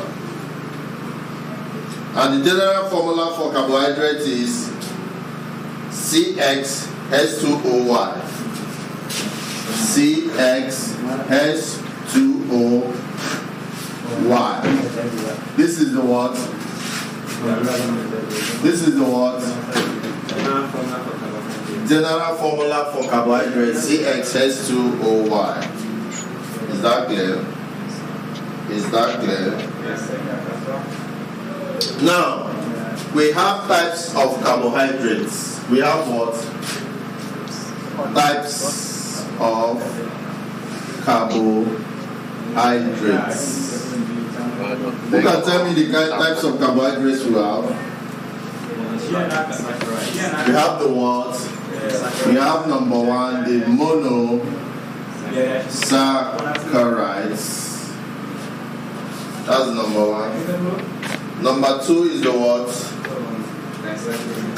Number two is the disaccharides.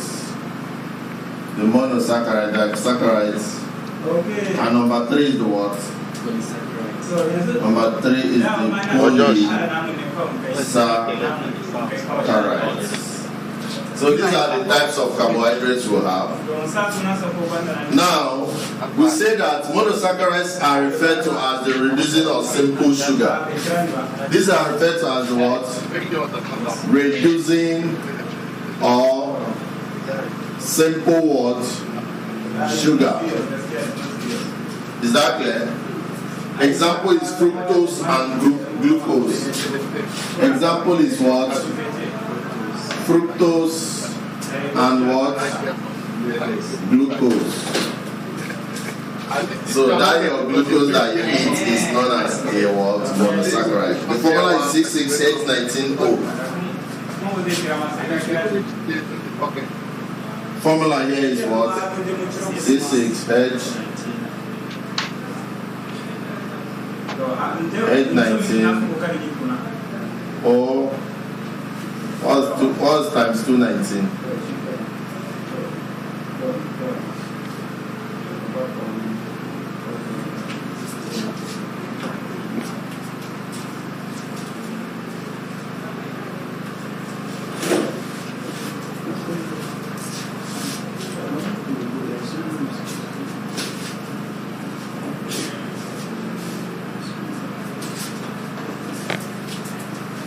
I'll check out this formula. So the saccharides are complex sugars or non-reducing sugars. The saccharides are what? Complex what? Or non-reducing sugar. Is that clear? The other one is simple and reducing, whereas this one is what? Complex and non-reducing. Example is maltose and sucrose. Example of this one is what? Maltose and what? Sucrose. Is that clear? Now, polysaccharides are made up of many units of glucose linked together. Is that clear? This one made up of many units of glucose. Many units of glucose what? Don't what?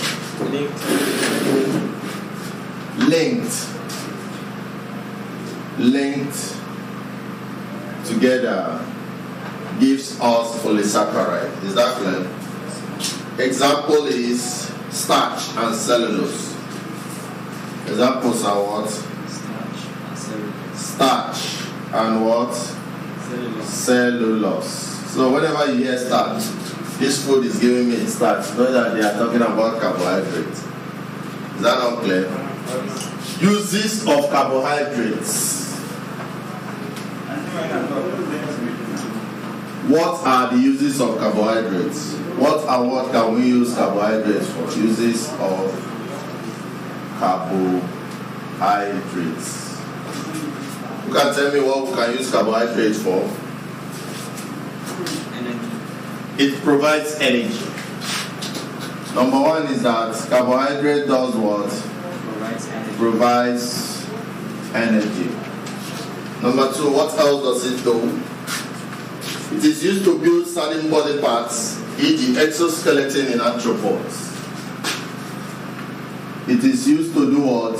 Build certain body parts, e.g. the exoskeleton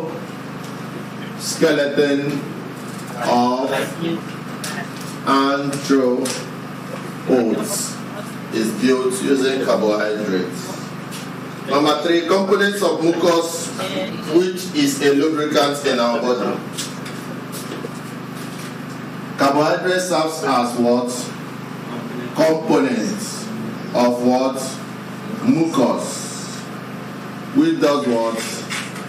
Serves as lubricants in our what?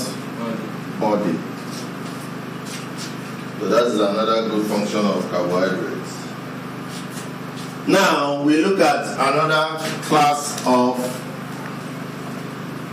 food known as protein. Known as what? Protein. Protein. Who can tell me what protein is?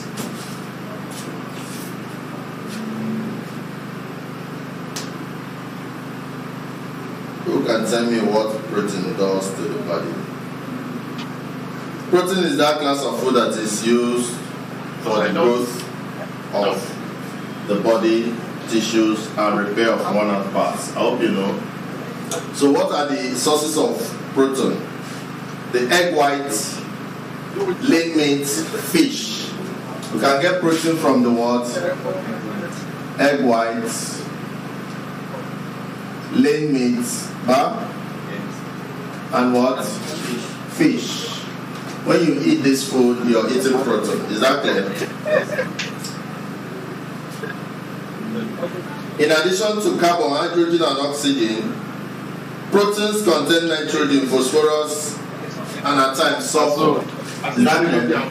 Protein contains, just like carbohydrate, carbon, hydrogen, and what?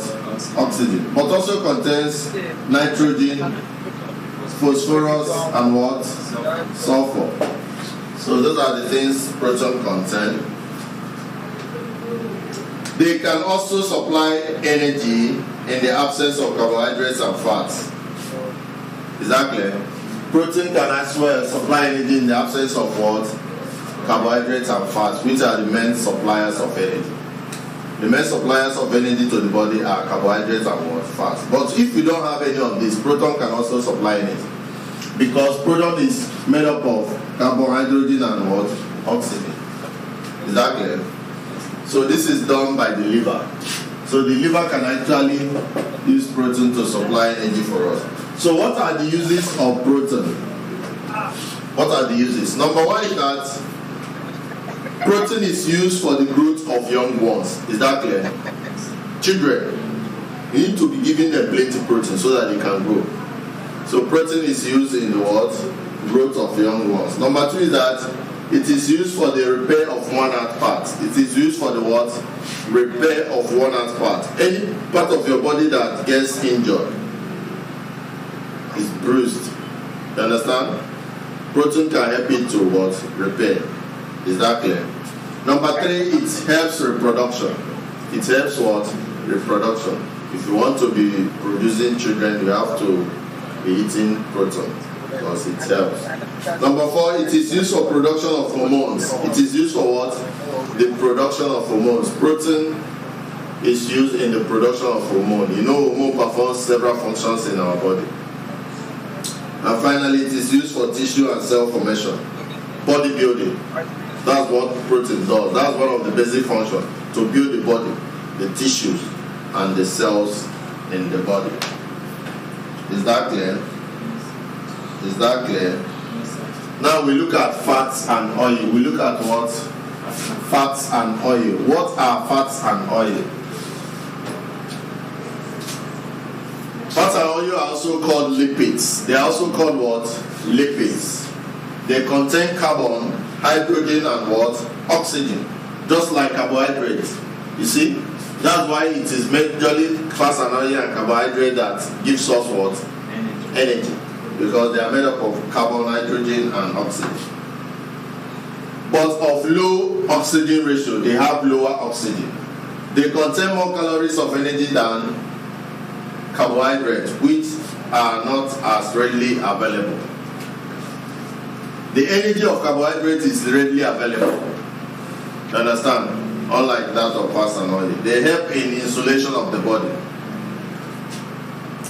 Can you give me an example of food that supply fats and oil? Granules and what? Palm oil. And also what? Butter. That butter you use in your bread, it supplies fats and oil. Granules, you chew granules, supplies fats and oil. Palm oil does the same too. What are the uses of palm oil, of fats and oil? Number one, it provides fat-soluble vitamins. Number two, it supplies essential fatty acids to animals. Is that clear? It supplies essential fatty acids to animals. Number three, it helps in the maintenance of body temperature. Fat and oil helps in the maintenance of what? Body temperature. Now we look at mineral salts. Mineral salts. That's another what? Class of food, isn't it? What are mineral salts? How can we get mineral salts? Mineral salts help in maintaining the body metabolism, regulating the body what? Metabolism. Examples of things that supply mineral salts are like, we have mineral salts like calcium, phosphorus, magnesium, sulfur, sodium. You understand? Potassium, chlorine. All these are mineral salts. Foods rich in mineral salts are what? Can you give me an example of foods that supply mineral salts? Onions, very good. What other food? Green vegetables, liver, egg. You understand? You know they keep the body healthy. Mineral salt keep the body. That's why when you go, you buy vegetables, buy stuff like that. Green one, the green vegetables supply mineral salt. They help in healthy growth and bone formation and clothing of the blood. That's what mineral salt does for us. You know what is called blood clothing? When you have a cut and your blood starts coming out or dripping out, instead of it to continue coming out, if it continues coming out, all your blood will finish, isn't it? So the thing that makes it to stop coming out, to clot, is mineral salt. Is that clear? It also helps in bone formation. If you want your bone to be strong, you have to eat a lot of calcium, is it not? Calcium helps in. So what are the uses of mineral salts? They regulate the metabolism of the what? Body. They do what? Regulate the metabolism of the body. Bone formation and clothing. Now, vitamins. Vitamins. What are vitamins? What food items supply vitamins to the body? Can you tell me the food items that supply vitamins to the body? Vegetables, yes. Milk, egg, fruits. All these supply vitamin. Eggs, fruits, vegetables. Examples of the vitamins that we have is vitamin what? A, vitamin what? B, vitamin what? C, vitamin what? E, and vitamin what?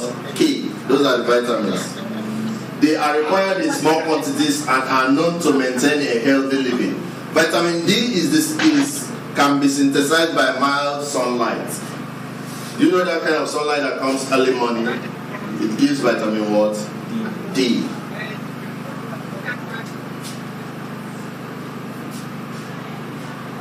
In addition, vitamins are organic compounds required in small amounts. They are needed for normal growth and development. They are catalysts. Vitamins function as what? Catalysts. Very, very important. So that all those reactions that happen in the body can be going on well. They advance chemical reaction in the body. You understand? They function as catalysts. The function of catalysts in the body is to advance, to make chemical reaction to move faster. Is that clear? Now, vitamins A, D, E, and K are said to be the fat soluble, whereas vitamin B and C are what? Water soluble. B and C, water soluble. whereas A and the rest of them are what? Fat soluble. It's good you know. That might ask you which one of these are water soluble. Then the last class of food is what? Water. What is water? Water is a universal solvent. Water is a what? Universal solvent. It is that liquid that you can dissolve most things in. Is that not? That's the meaning of solvent. If you have sugar, if you put sugar in water, it will do what? Dissolve. If you put salt in water, it will do what? Dissolve. Water is a universal solvent. It is composed of hydrogen and what? Oxygen. It is the medium for chemical reactions in every living organism. If you don't have water in your body, how will reactions that give you energy, how will they happen? It will be difficult. You understand? That's why we try not to get dehydrated. We take water all the time because water is very important. It helps in the transportation as well as temperature control. It can be got in nature from streams, river, rain, ocean, sea. Is that not where you get water? Stream, river, ocean. Water helps in what? Transportation. If you eat something, for things to be moving, for your blood to be flowing, it has to have some element of water that dissolves, is it not? So you need water for that. What are the uses of water? Number one, water helps in the digestion of food, isn't it? Number two, it is the main component of plants and animals. Number three, it is a solvent for vitamin B and what? C. That's why we say that B and C are water soluble, is it not? So water is the solvent for vitamin B and C. It aids excretion of metabolic waste. If you want to pass out your waste and you don't have water, your shit will be very strong. It will be difficult for you to pass out. It maintains osmotic concentration of the body tissue. It helps in the transportation of what? Hormones. Are we together? So we look at what? Other organisms. We look at what? Other organisms' mode of how do they survive, how do they feed. Now there are organisms known as predators. Known as what? Predators. Who are predators? Predators are organisms that feed on smaller organisms. You understand? Any bigger organism that feeds on smaller organisms, like hawk. You know hawk. When they come around, they pick your what? They pick your birds. You understand? Your chicken, your fowls. They come down and pick it. They are predators. And those fowls and chickens they are picking are known as what? They are prey. You understand? Organisms that feed on smaller organisms. Those smaller organisms are known as what? Prey. Example is hawk feeding on what? Small birds. Or snake feeding on what? Rats. Is that clear? Those are predators. There are another type of animals are what we call symbionts. Symbionts. You understand? Symbionts are organisms that engage in a form of symbionts are organisms that engage in a form of relationship known as the symbiosis. Known as what? Symbiosis. And symbiotic relationship is any form of relationship that benefits the both organisms that are involved in the relationship. Is that clear? If me and you, if we are having a relationship and that relationship is benefiting me and it's also benefiting you, me and you, we call it what? Symbiosis, symbiotic relationship. Good example of organisms that have it is the what? Legume, noodle, and what? Nitrifying bacteria. The nitrifying bacteria helps the legumes in the process of nitrification. Is that clear? But they get their food from the legume itself. Is that clear? So both of them are benefiting from itself. Another example is the lichens that involves the fungus and the algae. But if organisms are not having symbiotic relationship, they will be having what we call parasitic relationship. Is that clear? This one benefits both organisms that are involved. But this one, only one organism is benefiting, whereas the other person is suffering or is having harm. Is that clear? So parasites are organisms that live in. They can live inside another organism or on it. You understand? If they live in, they call them what? Endoparasites. They call them what? Endoparasite. But if they live on, they call them what? Ectoparasite. So parasites are organisms that live in or on other organisms. So other organisms that are living on is known as the word host. It's known as the word host. So they live in the host or on the host for food and or what? Shelter. So they can be there benefiting the food or shelter, thereby causing what? Disease or harm to the what? Host. They cause disease and harm to the host. The example is hookworm. You know that worm that stays in the stomach or in the body? That one will be eating your nutrients. If you eat food, they will eat from there. You understand? But what are you benefiting from the worm? Nothing. It will give you disease. One time your stomach will start paining you or your legs. Is that clear? So such organisms are known as what? Parasites. Another example is flea or tick. All those things, bed bug. They will be feeding from you, but they are not adding anything to your living. They are known as what? Parasites. But the organisms that feed from you at the same time add to your living, they are known as what? Symbionts. They are known as what? Symbionts. Whereas the organisms that feed on other smaller organisms are known as what? Predators. Can you see these various ways of getting food? Can you see them? Is that clear?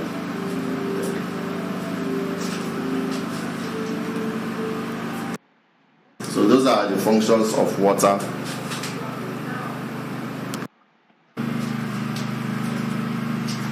Yes, welcome.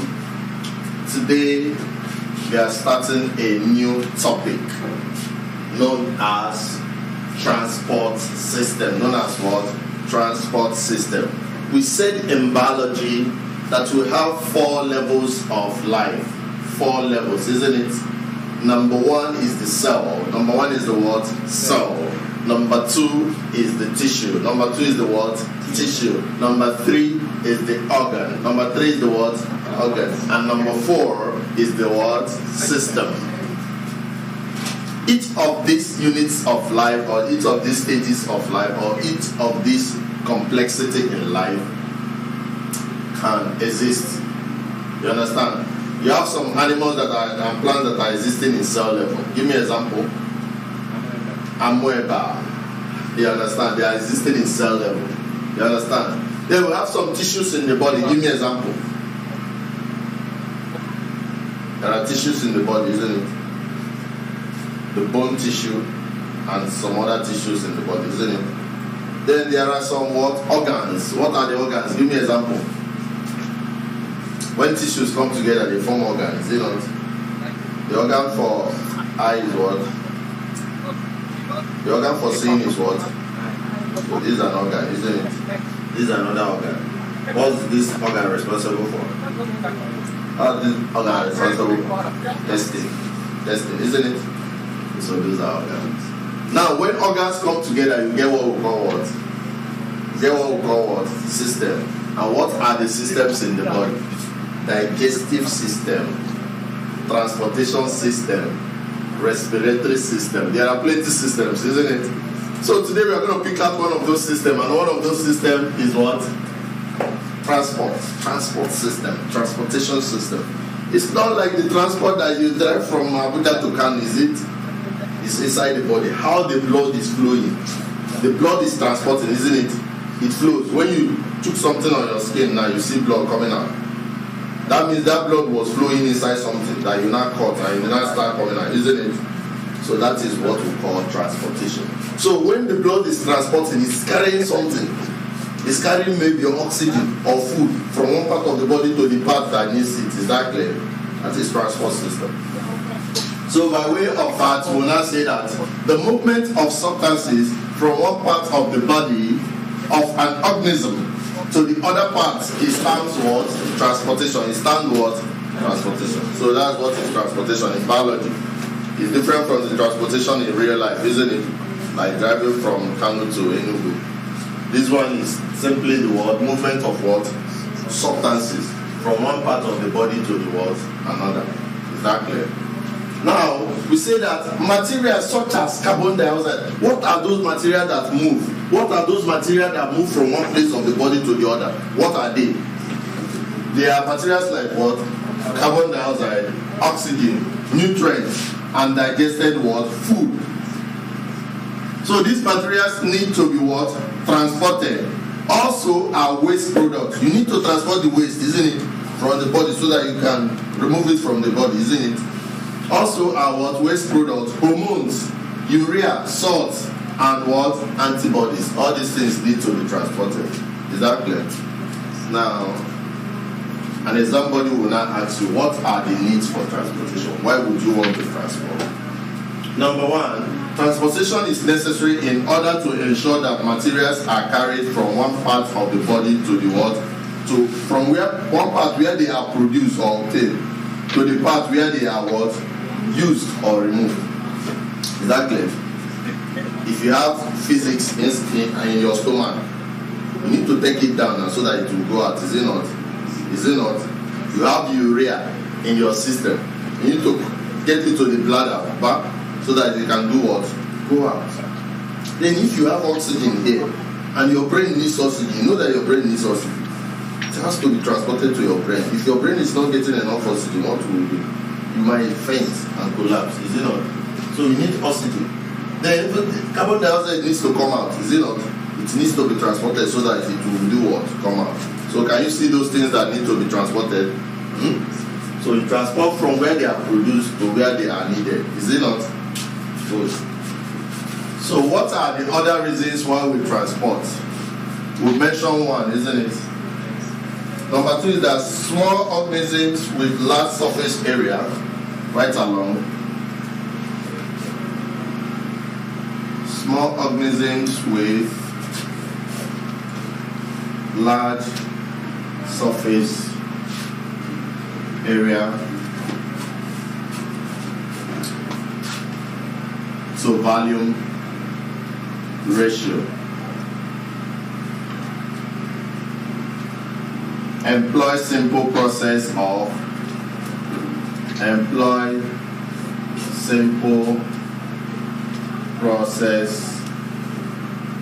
of diffusion.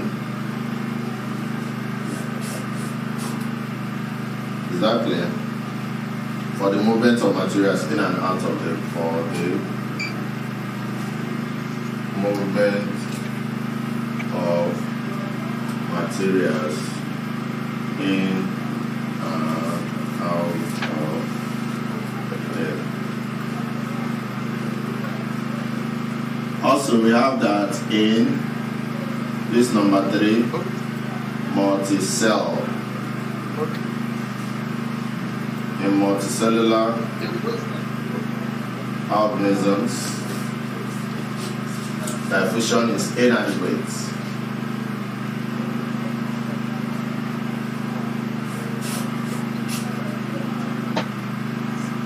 Diffusion alone cannot do the work in multicellular organisms. Because of what? Because they possess a small body surface relative, a small body surface relative to their large volume.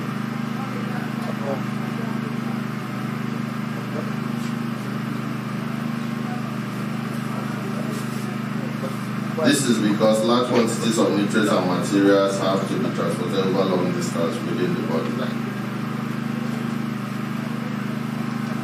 So we now say that surface area to volume ratio dictates the type of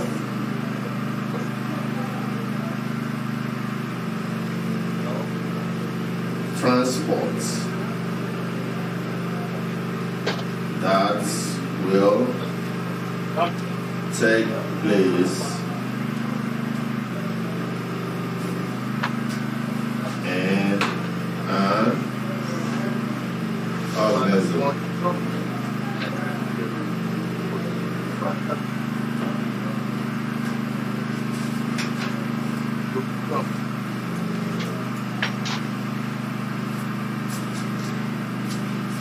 are important facts that you should know.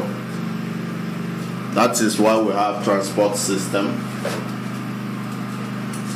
These reasons are why we have transport system. Number one, I've said you need to move materials from one point where they are produced to the point where they are what? Where they are needed or removed.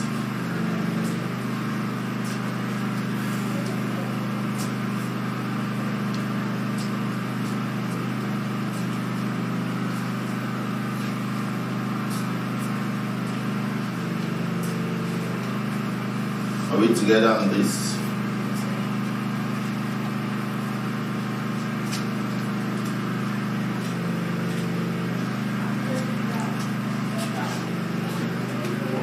Good.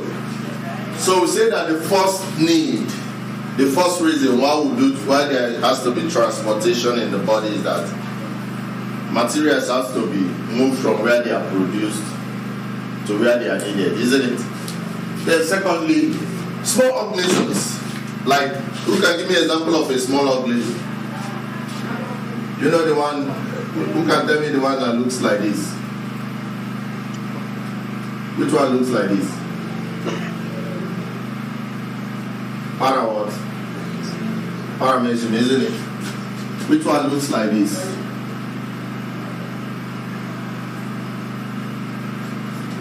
Which one? Uglina. You know the one they call Uglina? Yes. Which one looks better than the one where no get shape, is it not? So all these are called unicellular organisms. All of them are called what? Unicellular organism or small organism. They have one cell. They are existing in the cell level, isn't it? Isn't it? Human beings are existing in what? Multicellular. You understand? This one is only one cell. Human being is the only one cell that is a human being. Human being have plenty cells that form what? Tissue. Plenty tissue that form what? Organ. Plenty organ. It's not only one organ. We have organ that now form the what? System. And human beings still have plenty system that make up the human being. It's the only one system that we have. We have respiratory, transportation, and other systems. Is that clear? Now, in this kind of animals, there is no need for transportation. Is that clear? There is no need for full-blown transportation. What they use is what they call what? Diffusion. You understand? Anything they need will just fall on top of their body and they're already using it. Because they have what we call large surface area to volume ratio. Is that clear?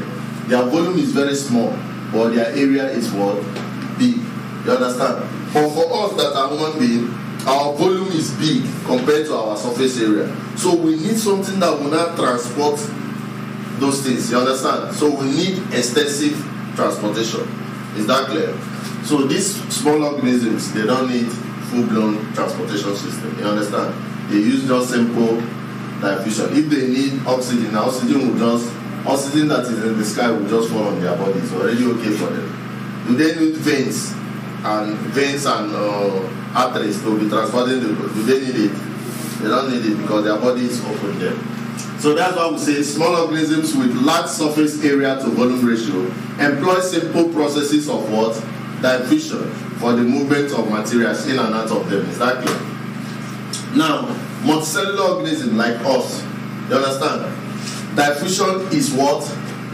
Inadequate. Inadequate simply means it's not enough. Is that clear? Diffusion is inadequate because they possess small body surface relative to their what? Large what? Value. Is that clear? Now, the last fact says that surface area to volume ratio dictates the type of what? Transport that will take place in organism. Is that clear? Surface area to the volume ratio, that's what determines. So, for an organism that is having very high surface area to volume ratio, what type of way will it spread this material? The one that has high surface to volume ratio, it will use what? Diffusion. The one that has very small surface to volume ratio will use what? We use what? Transport system. Is that clear? Is that clear?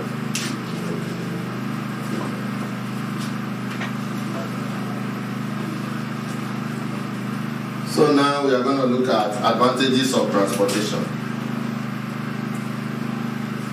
advantages of transportation. What are the advantages of the transport system? What are the advantages of the transport system in the body? Number one, it helps in the supply of materials for cell metabolism. It helps in the supply of materials for cell metabolism. That's the number one. That's the number one advantage. Number two, waste products are removed. Number two is that waste products are removed. You understand? In transportation, you can easily remove what? Waste products. Now, what are the materials that are used, that are transported?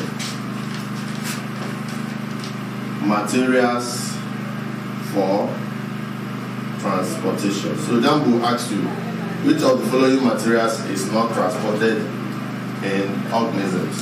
So you need to know this material. So this material include, number one, oxygen. I've mentioned these materials before, isn't it? You need to know all these materials because they will tell you which of the following materials is not transported. You need to know the ones that are transported. Oxygen, amino acid, glucose,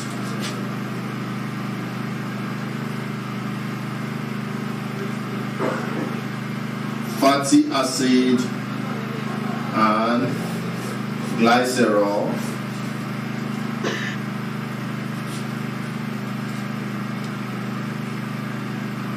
carbon dioxide,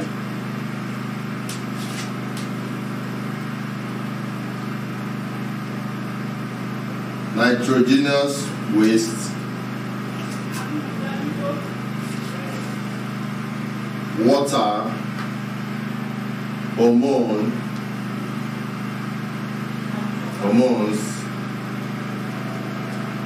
vitamins,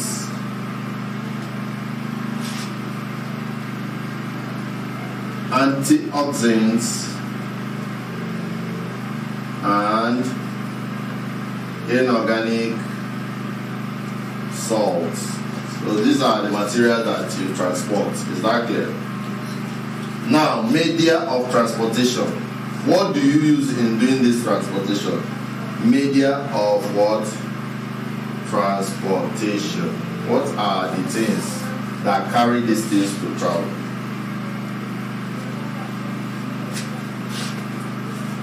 We note that materials are always transported in liquid form. Is that clear? Every transport you have to do has to be in liquid form or in liquid media. So what is this liquid media that transports? Unicellular organisms do so through protoplasm, plants through cell sap, higher animals through blood and lymphatic systems. So, media of transportation, we say that materials are always transported in liquid what? Media. So how is this liquid media? Who and who does what for what? Now, we note that unicellular organisms, what is their transport media? What carries all these things for them that we mentioned? Their oxygen, their amino acid. What carries them? What carries them is their what we call protoplasm. That's their transport media. Plants. What transports for plants? Cell what? Cell sap. That's what does transport for plants. Higher animals like human beings. Do you know what transports for them? Blood. That's what you use in transporting your oxygen. Blood and what we call, some of them use what we call lymphatic system. Exactly. So better you know that. So please, on top of this, write organism. Are you seeing this? Then what? Here will be what? Media for what? Transport. So you now know. JAMB is going to ask you, what is the media of transport for plants? What will be the answer? They will write blood, they will have lymphatic cells and all those things. You should know that you should pick what cells are. What is the transport media for unicellular organisms like euglena and all the rest of them? Protoplasm. What's the transport system for animals, higher animals? Blood and lymphatic system. Is that clear? So what are those things that are being transported? Oxygen, good. Carbon dioxide and the rest of it.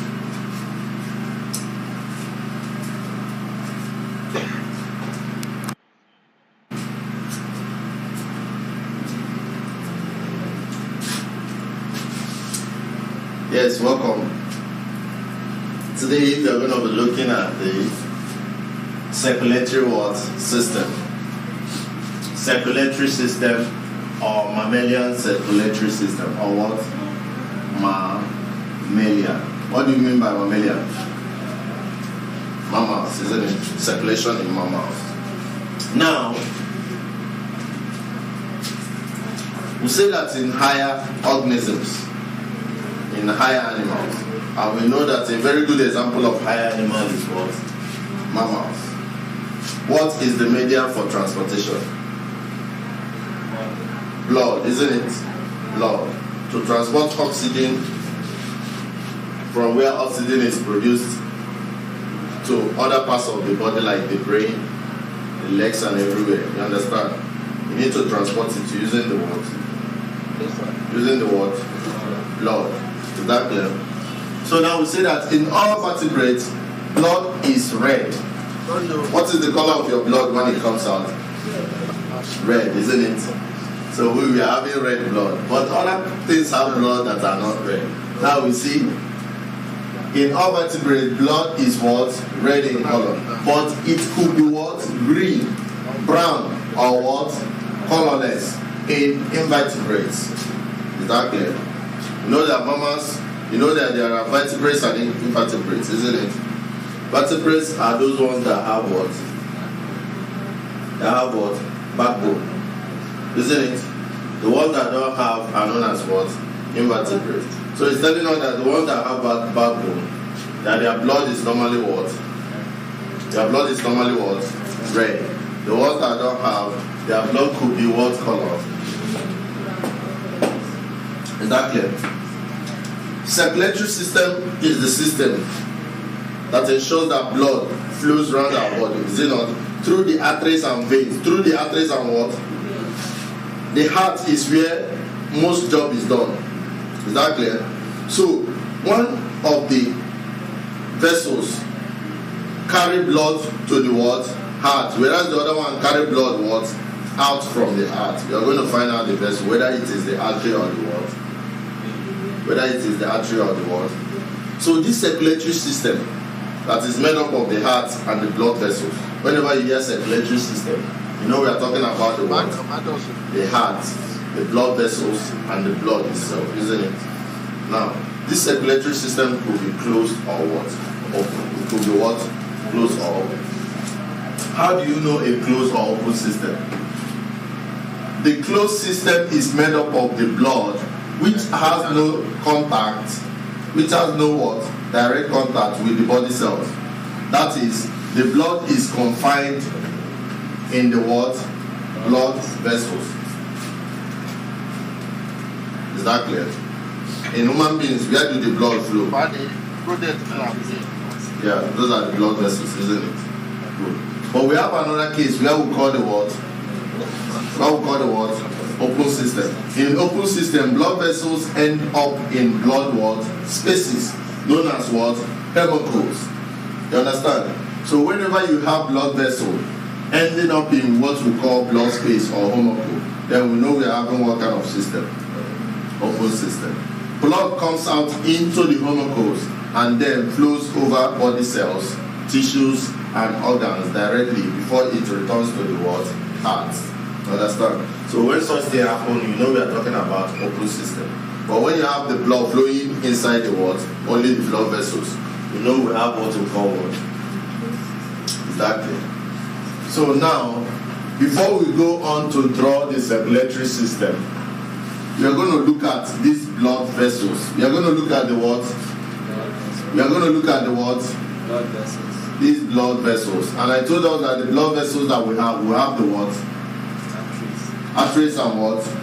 Arteries and veins. So what do the arteries do? So look at what the arteries do.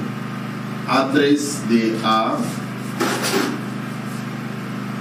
thick walled structures which always do what? Carry blood away from the heart. That's what arteries do. Away from where? So the one that carries blood to the heart is known as what? Veins, isn't it? So another property of the arteries is that its outer layer is fibrous. Its outer layer is fibrous. Protective layer. It has a fibrous protective layer.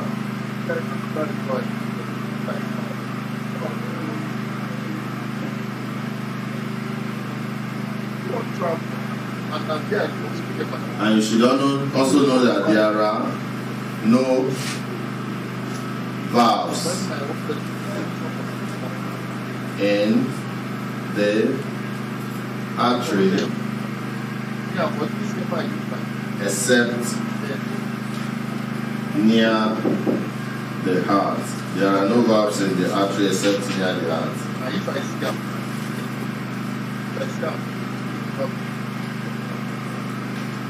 They divide and become smaller as they leave the heart to form arteries. As they leave the heart to form arterioles. So the smaller artery is known as what?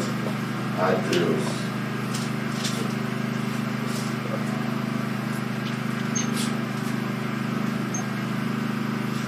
Is that clear? So that is one blood vessel, the arteries. That is one blood vessel known as the artery. Now we're going to look at another blood vessel known as the capillaries. Look at another blood vessel known as the what? Capillaries. Capilla. This is ES. What are capillaries? These are tiny. They are tiny. They are not as big as the arteries and veins. They are tiny blood vessels whose wall are 1 cell deep. Tiny blood vessels whose wall are 1 cell deep. their permeability makes it easy for substances. Their permeability makes it easy for substances like oxygen, hormones,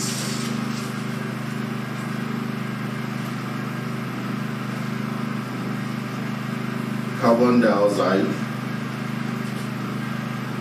urea, and dissolved food to pass. So that's actually where food pass. To pass in and out of them. That's the capillary. So if they ask you which blood vessel is where food and other things pass in and out of the blood, you know it's the capillary. Another third thing you need to know about the capillary is that they can also allow the passage of white cells, or we call it the white blood cells. Now you look at another blood vessel known as the veins. Known as what? Veins. The three blood vessels that we have, the arteries, capillaries, and the what? Veins. So what do veins do?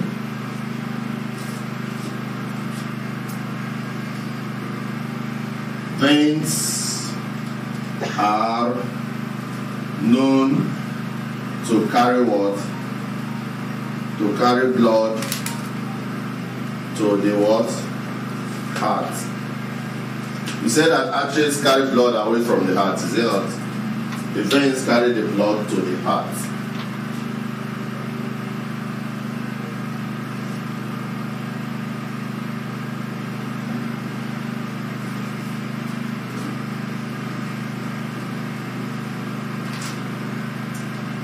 They connect the capillary or the capillaries in minute. They connect the capillary in minute venule. So that means that the smaller vein is known as venule before the main vein. Is that clear? Yes. And veins have steady and low blood pressure than the arteries. So number 3 fact, the last fact about them is that they do what? Veins have lower and what? Steadier blood pressure than the arteries. So we're going to draw this circulatory system so that you see all these things that we are explaining. Is that clear? Put it in diagram.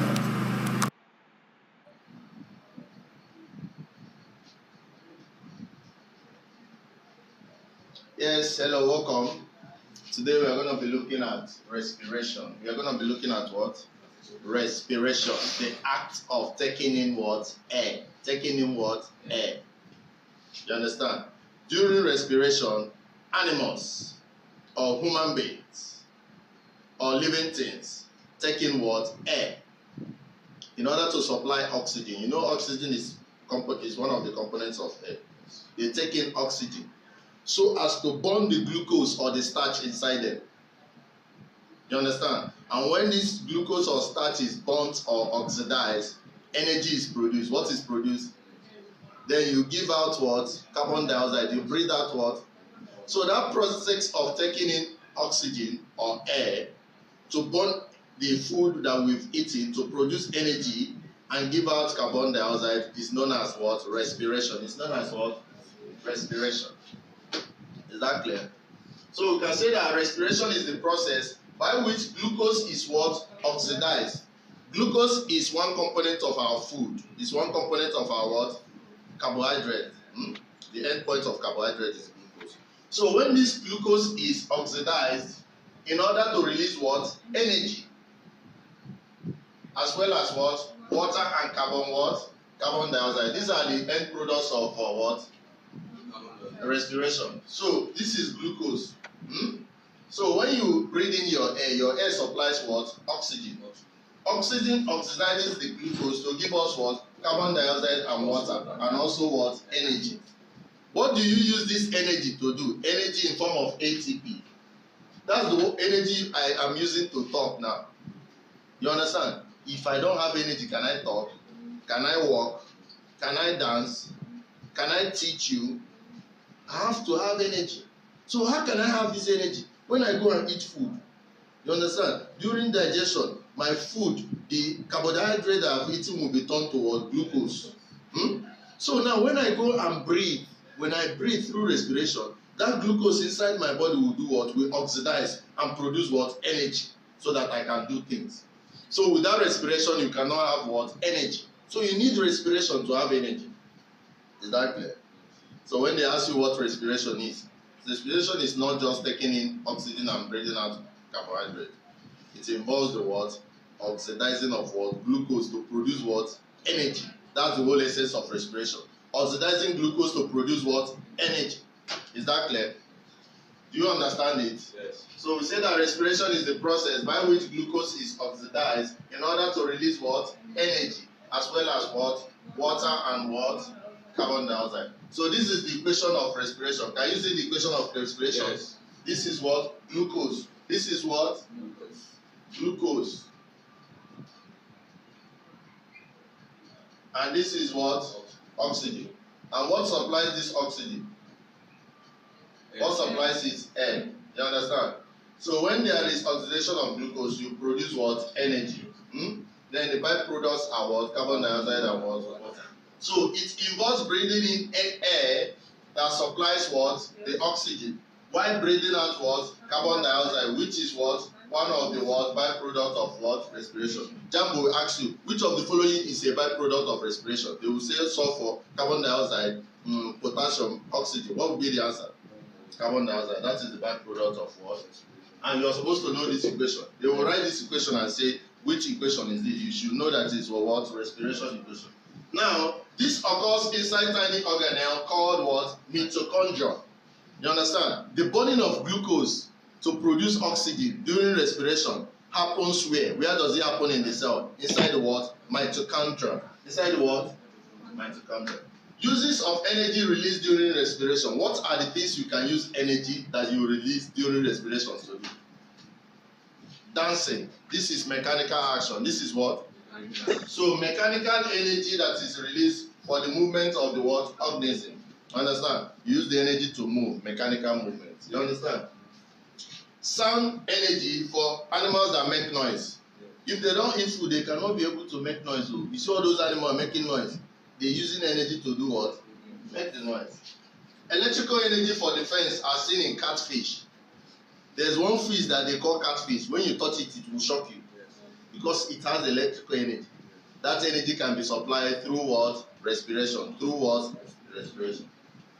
Now we have light energy for phosphorescent organisms. There are some organisms that when they are moving, they will be shining in the night. We call them what? Fireflies. We call them what? Fireflies. Without energy, can they do that? They need energy from respiration. Heat energy to keep the body temperature in order. You understand? When you go to hospital, they check your temperature to see whether it's in order. You understand? So you need heat to supply the energy for the temperature to be in order. Chemical energy for process within the tissue. There are a lot of processes that are going on in your body. You understand? Your tissues, they need energy to perform such processes. So how can you get those energy? By the energy supplied during what? Respiration. During what? This is very clever. Good. So we'll continue from there.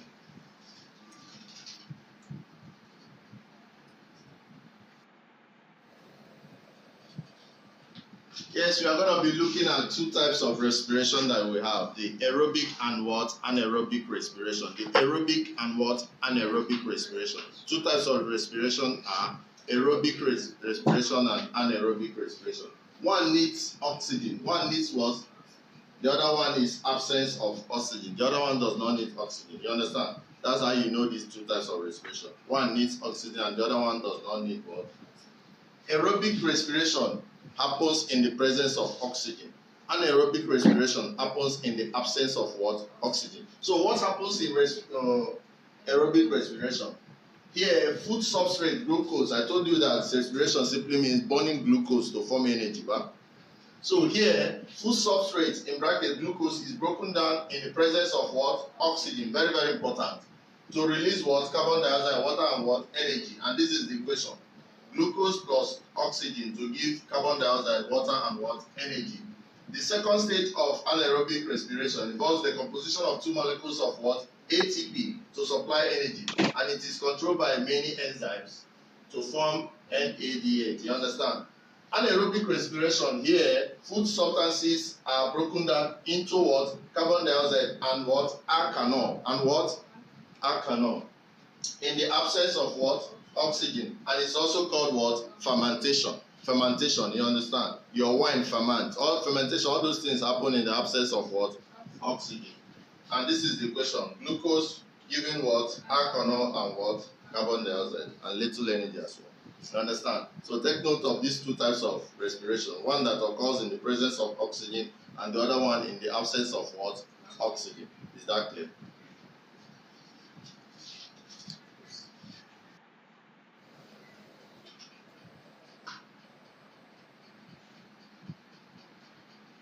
Yes, welcome. Now we are going to be looking at respiratory organs and what? Surfaces. What are those organs that animals and plants use in respiration?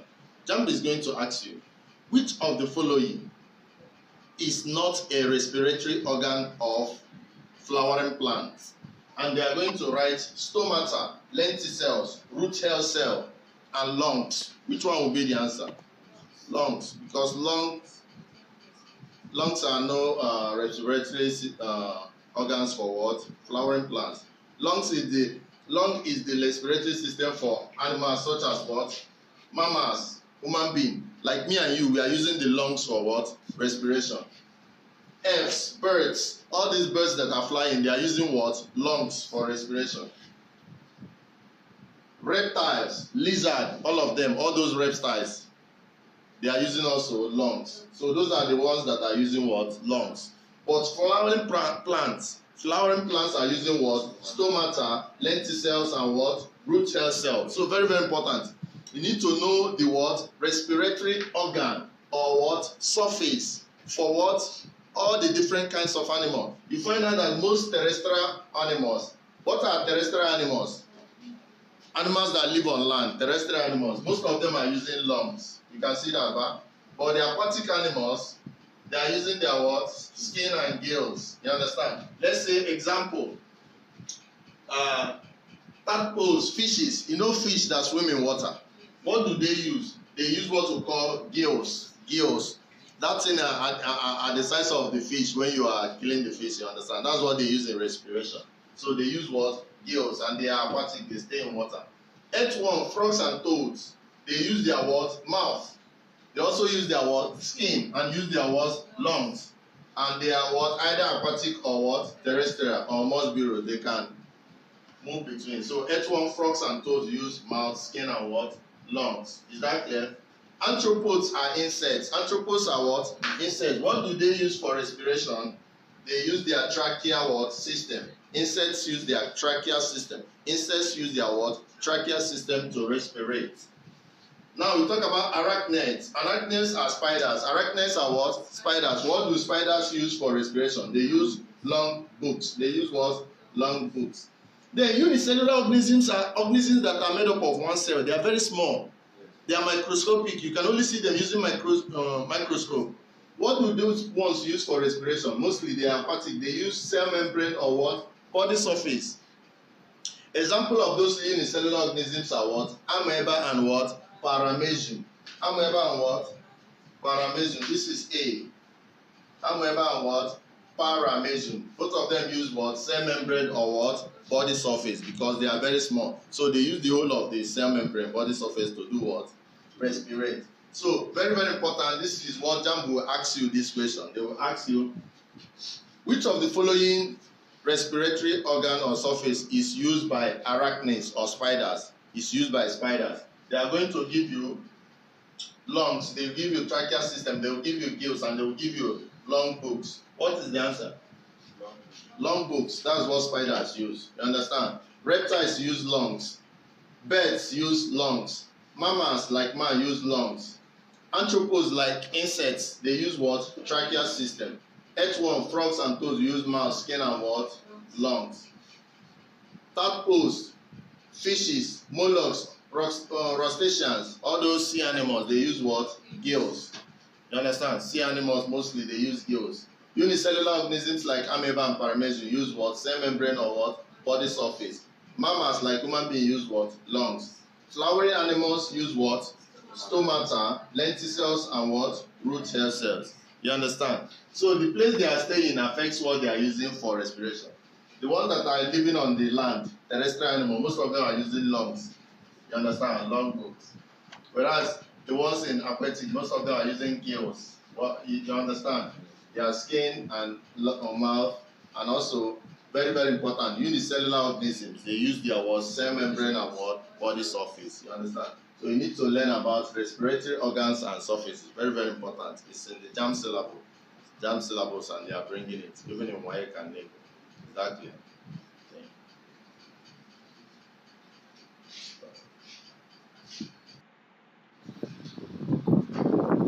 Yes, welcome. Today we are going to be looking at excretory system. Excretory system. The process by which you remove waste products from your body. Those things that your body don't need to remove them. Those things that you eat in excess, you need to remove them. Those things that are toxic to your internal body, you need to remove them.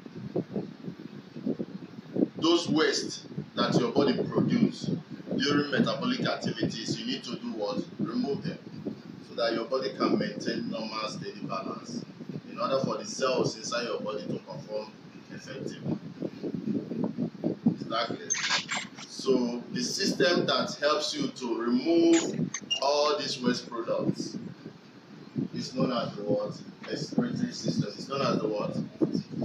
So excretory system or excretion is the removal of metabolic waste products from the body of a living organism. That is what excretion is.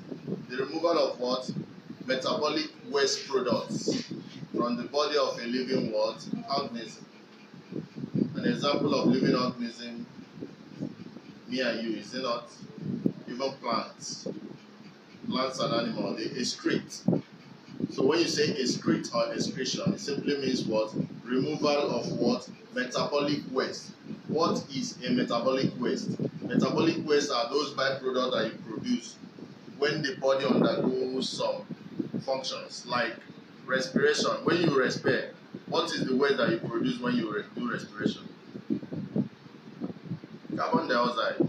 You understand? If you leave carbon dioxide inside the body, it will form carbonic acid and start and it will disrupt the acidic balance of the body. The body has a pH. Do you know what a pH is? The acid-base balance. You understand? So if you have too much acid, the body will be too acidic and the cells will not function well. So you need to remove those acids. And one of the things that can cause acid is the what? Carbon dioxide, which can form carbonic acid. During urination, you bring out what you call urea. Urea is from amino acids and it's not good for the body. You understand? Urea is one of the most toxic substances in the body. So you need to get it out through urination from the kidney. Is that clear? So taking out all these waste products from the body is known as what? Excretion. Excretion is the removal of metabolic waste products from the body of living organisms.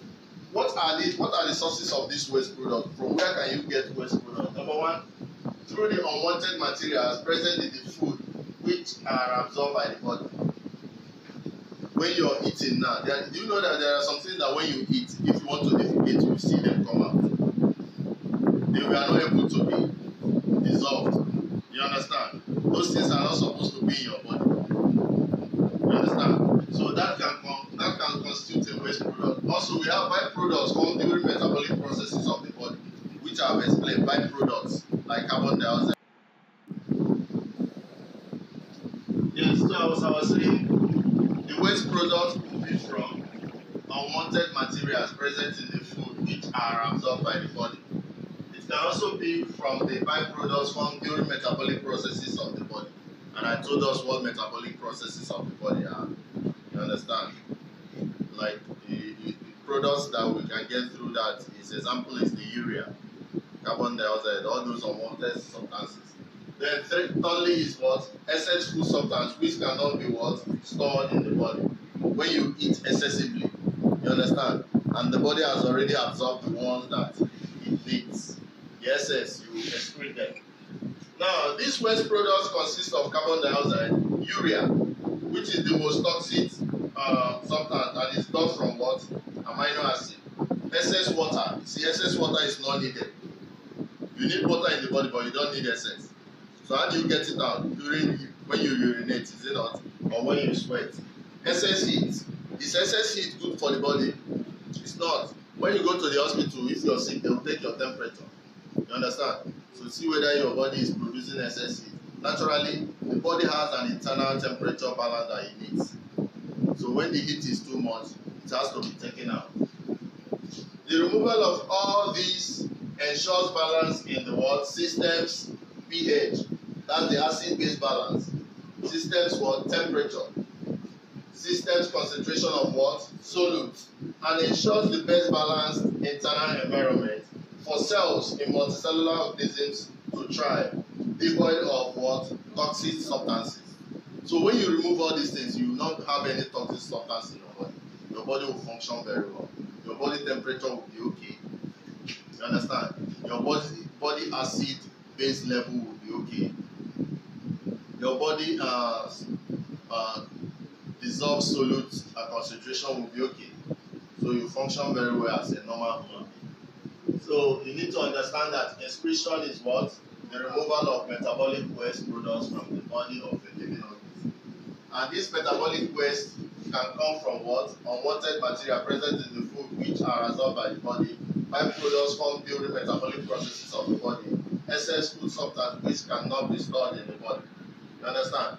An example of these toxic wastes are what? Carbon dioxide, urea, excess water, excess heat. You understand?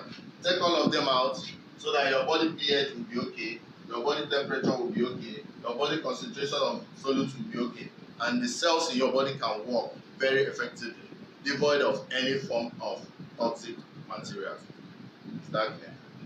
So in subsequent classes, we'll learn about different organisms and what they use in this week.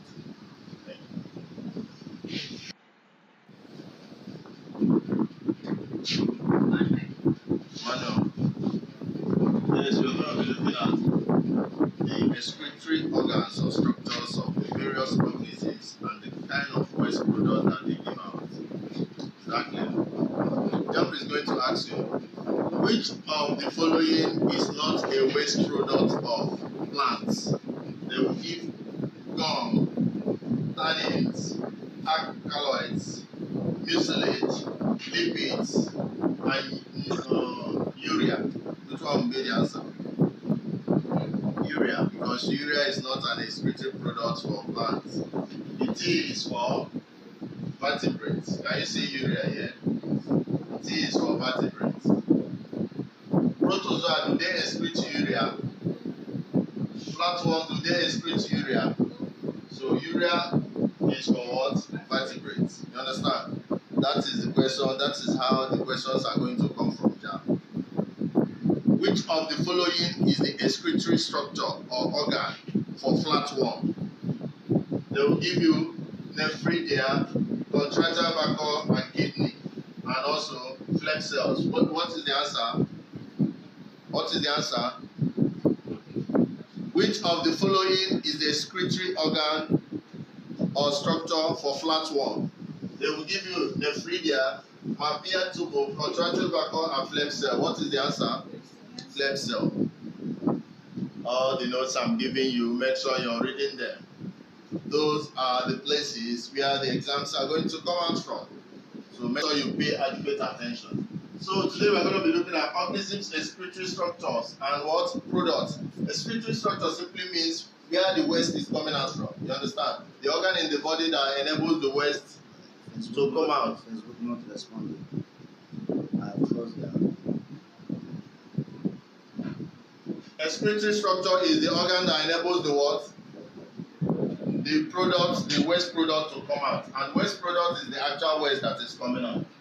So now, please look at ecology. Ecology simply means the science, the study of organisms in relation to their environment. Organisms in relation to their what? Fishes, they stay in water. You understand? Their aquatic environment. When you study how they survive, how they're able to cope in water, which is the environment, then you're studying their ecology, you're studying their what? And that's why we say that ecology is the practical science that studies the environment of living organisms and how living organisms are what? Distributed, finding out how they depend on one another. Of importance is habitat. Is what? Habitat. Habitat is simply the place where an organism do what? Lives. That very place is living is known as its what? Habitat. Now, the habitat of caterpillar is the plant on which the caterpillar lives on. It could be small, e.g. the food canal. You know your food canal. You know that there are some parasites living inside it. That is their habitat. That is their what? The food canal of mammal is the host of which organism? Roundworm. Do you understand? So the roundworm has its habitat as what? Food canal of mammals. Also, you can also have something like the savannah where zebra live. Zebra, you know the animal called zebra. They live in savannah. That savannah is their what? Habitat. Types of habitat. Like I said, habitat could be inside water. We call it aquatic. You understand? On the crust, like we are living, all of us. Call it terrestrial. Call it what? Then we also have the one called arboreal, which are places like the tree trunks and the tree what? Tops. Is that clear? Aquatic habitats are things like freshwater ponds, streams, flooded rice fields, puddles, you understand? Anything that relates to water. Whereas terrestrial is things like bush, farmland, rainforest, and what? Desert. Then we look at niche. Niche is that particular place in your habitat where you stay. You understand? If this is my habitat and I'm staying only in one room inside the whole house, that is my niche. That is my what? Niche, a particular place in the habitat where you stay. This is the particular part of the habitat where an organism is confined to. E.g., the caterpillar lives mainly on the leaves of plants. You understand? The caterpillar does not live in every part of the plant. Only on the what? Leaves. And that leaves is the what? Niche. That leaves is the leaves is the what? The leaves are the niche of the very caterpillar.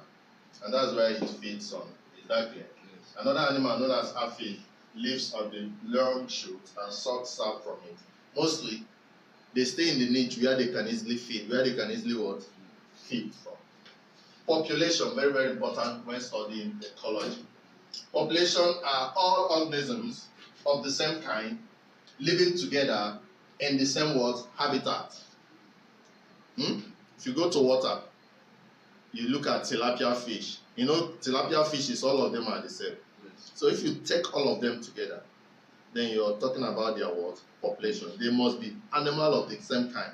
Yes. If you're doing a population of human beings, do you go and count cattle or cows or goats? Do you do that?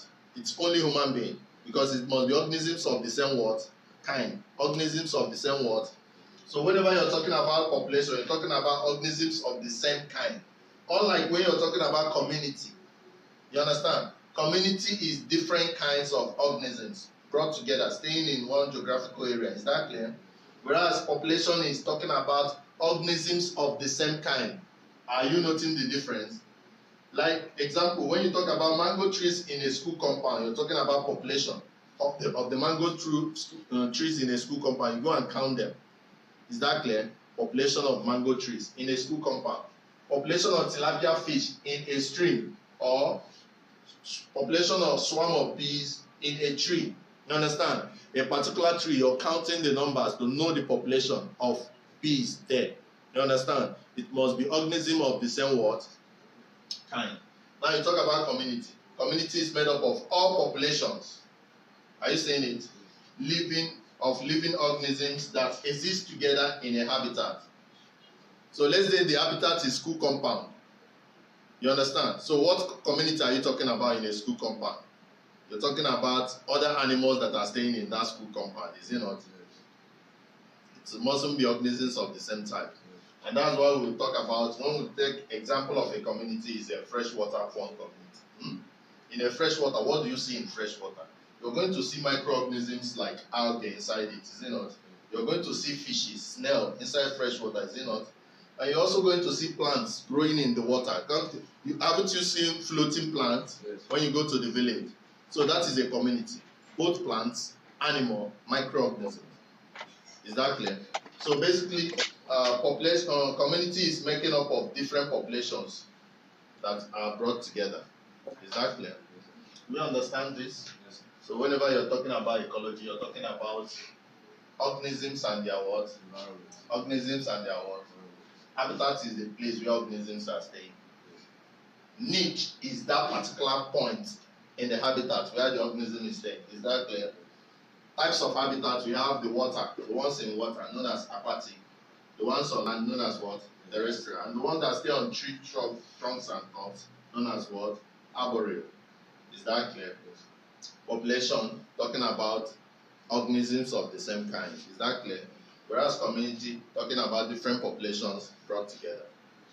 Are we together on that? Yeah. Yes, welcome. We're looking at ecosystem. Ecosystem. We said that ecology is the study of organisms in relation to their environment. The environment can be living things or non-living things. You understand? I would say that population is the collection of one type of organism, is it not? Whereas community is where different populations are together. Now, ecosystem is a self-supporting system. You understand? A self-supporting system. Just like me now, I'm standing. Am I living in an aquatic environment or terrestrial environment? Terrestrial, because I'm not staying in water, isn't it? But for me to survive, I need to breathe in air, is it not? Air, is it living or non-living thing? Non-living thing, isn't it? Now, do I need only air for me to survive?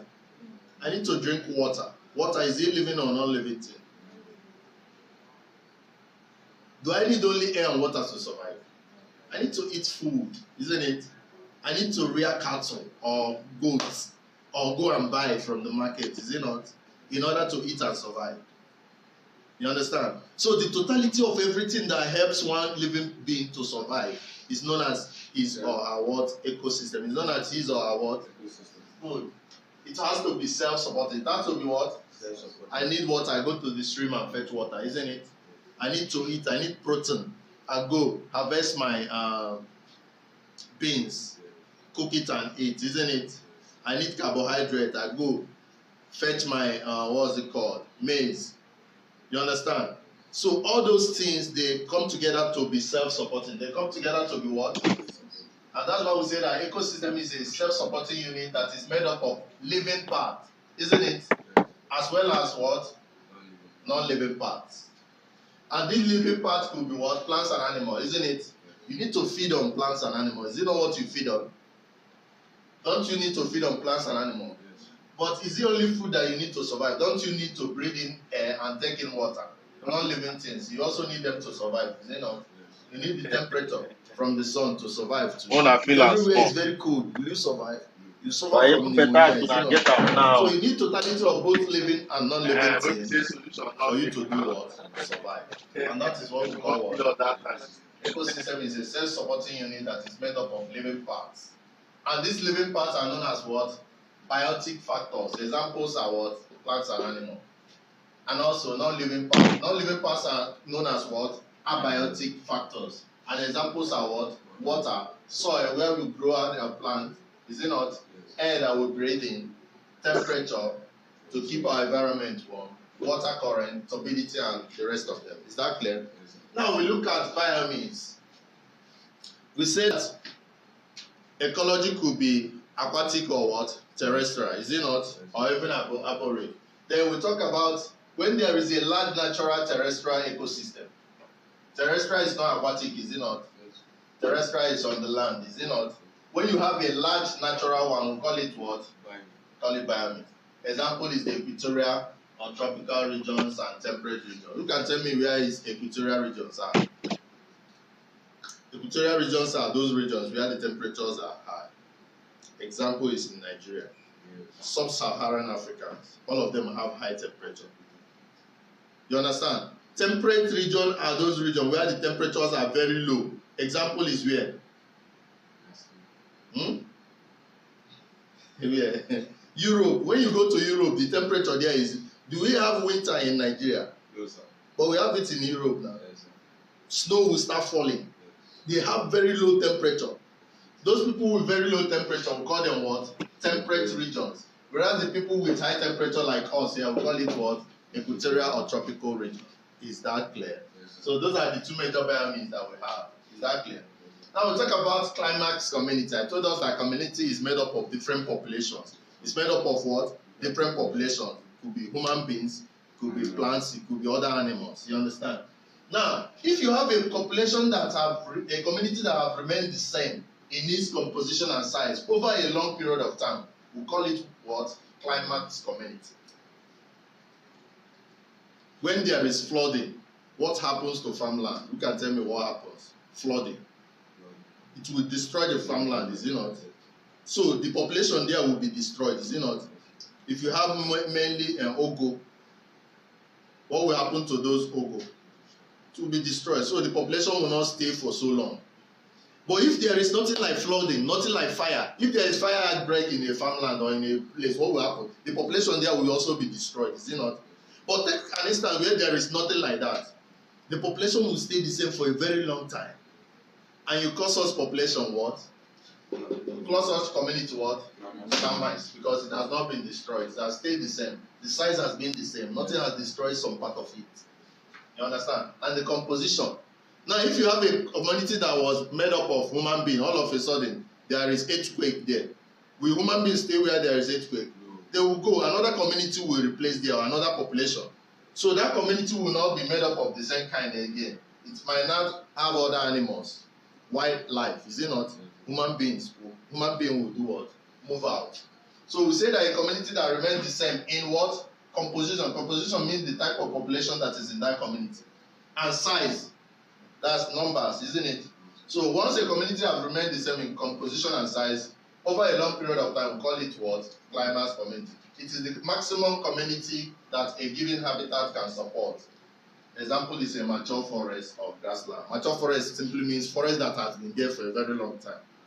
That is a climax community. When there is afforestation, when people come and start cutting timber from the forest, what will happen? The community there will be destroyed. Then you are not going to have climax community. But the destruction or step-by-step changing of this community is what we call what? Succession. Is what we call what? Succession. So what is succession? Succession is the step-by-step, orderly and gradual replacement of communities that leads to a what? Climax community. So when you replace a community with another community, we call it what? Succession. So let's say a place where people are living, all of a sudden there is very great earthquake there. Will people be there? That population of human being will go out, but another population of maybe wild animal will replace it. That is what we call succession. That is what we call what? Replacement of a former community that was there with another one. That is what? Succession. Succession is the what? Step-by-step, orderly or gradual replacement of communities that leads to what? Climax community. There are two types of succession. We have what we call primary succession and what? Secondary succession. Primary succession occurs in an area where no community existed before, and it involves the formation of what? New soil. E.g., when a large rocky slope changes eventually to a what? Forest. A land that was rocky before, no plants, all of a sudden it changes to a what? Forest. You understand? We call that type of succession what? Primary succession. Example, when a shallow lake is filled up with vegetation and then turns into meshes and then into what? Forest. We also call such what? Primary succession. From a place where nothing was before to a place where there is something, call it primary. But secondary succession occurs when an existing community on a terrestrial habitat is what? Disturbed. Like the instance I gave you, when there is what? Fire. Or when there is what? Drought. Drought is when there is no water. When there is no water, organisms, what will they do? They will run from that community. They will not stay there. So it will be replaced by things that can, other organisms that can survive in a drought environment, isn't it? When there is also what? Flood. You understand? Any of these causes what? Secondary succession in place. So you can find secondary succession in places like abandoned farmland, where you now don't have the population of the normal crops that you should have there. You now start having bushes, isn't it? Overgrazed what? Grassland, and also a what? Timber cleared what? Forest. When you remove the forest community there and you bring in another thing, you have a totally different thing. Now you talk about overcrowding. We talk about what? Overcrowding. That's the last concept you are looking at. Overcrowding is simply when a what? Population in a given habitat increases beyond a point where the resources in that habitat are not enough to support all the individual what? Organisms in the population. Overcrowding. In your house, if your house, you're living in one room and you have up to 10 children, you understand? They cannot sleep easily in the house because the house which is the resources you're providing for the sleeping, is not enough to take the number of kids you have. Then you have what we call what? Overcrowding. You have what we call what? So naturally in ecology, overcrowding occurs when the number of people, you understand, the size of the population is more than the resources, more than the food they can eat, more than the air they can breathe, more than the amount of water they can fetch to use in washing their clothes and cooking their food. You understand? Once the population is more than the resources to support that population, then you have what we call what? Overcrowding. So overcrowding occurs what? Whenever the population increases beyond a point where resources in the habitat are not enough to do what? Support all the individuals in the population. Factors that affect the population size that could lead to overcrowding or lesser population are things like what? Natality, mortality, immigration, and what? Immigration. Who can tell me what natality means? Decrease in death rate. Natality is when you give birth. Okay. Whereas mortality is when you do what? Die. Is it not? Natality, you're giving to more population. You're bringing in more offspring. Natality, they are doing what? Die. Mortality is what? Die. Death. Isn't it? Natality, giving birth. You understand? So when there is more natality, it's expected that it will be approaching to what? Isn't it? Whereas when there is more mortality, there will be not even enough population, is it not? Immigration simply means coming in. Immigration simply means what? Going out. So when there is more immigration, will there be overcrowding? No, because people are moving out. But when there is more immigration, will there be overcrowding? Most likely. You understand? So that's why some countries, if they don't have enough people to help them work, their labor force is in short, they will do something like visa lottery. Or places like Canada, Australia, and America, you understand, they do visa lottery, is it not? Because they need more people. There is no overcrowding there. But China will tell you that every family should not give back to more than one child because they are having what? their population is becoming too much. Not necessarily overcrowding, you understand? But they're having a phenomenon that is similar to that. So they don't want more people. China is not ready to give you visa lottery. They don't encourage immigration into their country. You understand? Rather, they encourage people to go out so that the resources that they have will be enough for them. Exactly. So very, very important to understand the concept of ecosystem, which simply means a unit that is self-supporting, composing of living parts, which is known as the biotic part, and what? Abiotic part, which are the non-living parts. Human beings need both living and non-living parts to live here.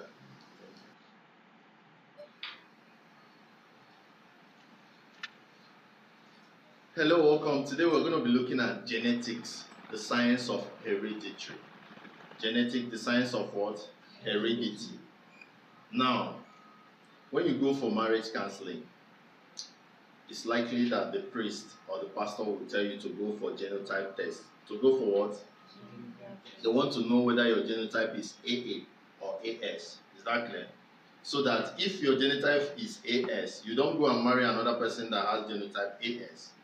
Because it's likely that you have a kid that has SS. And SS is a secular, isn't it? So you need to go for such. Because of what we call heredity. Because of what we call what? Heredity. What is heredity? Heredity is simply the transmission of character from a parent to the what? Offspring. You understand? If your parent is AS, it's likely that they are going to transmit that very character of X into you, making you to be SS. Is that clear? And thereby you become a sickler. Let's say you are fair in complexion. Fair is a character. You understand? If I have a child and my child is also fair, that means I've transmitted that fair character from me, the parents, to my offspring, the world, my child, isn't it? So all those things that a parent has, all those things that parents have, and it's likely that their kids have, they are known as character. They are known as what? Give me another example of a character. Height. You understand? If you're tall and you marry a tall woman, it's likely that you're going to bear kids that are what? Tall. So the character in question here is the what? Height. Is that clear? So your ability to transmit those very characters, like your height or your skin complexion, to your child is what we call heredity. It's what we call what? Heredity. So we say that heredity is the transmission of characters from parents to what? Offspring. Through what? Gametes. Through gametes. Because when they meet, when the man and the woman meet, they copulate, they have sexual intercourse, isn't it? So they transfer their genes to their children. Is that clear? So these genes contain what we call what? Character. They contain what? Character. What is character? A character is a distinct structural or what? Functional feature of an organism. You understand? Anything somebody can look at you and be able to identify you with, that is your character. Is that clear? Like your complexion, your skin complexion, your height, you understand? There are other things, plenty characters that you can have in your body, you understand? And these characters can be transmitted from you, being a parent, to your what? Offspring. And the process by which a character is transmitted from parents to offspring is known as what? It's known as what?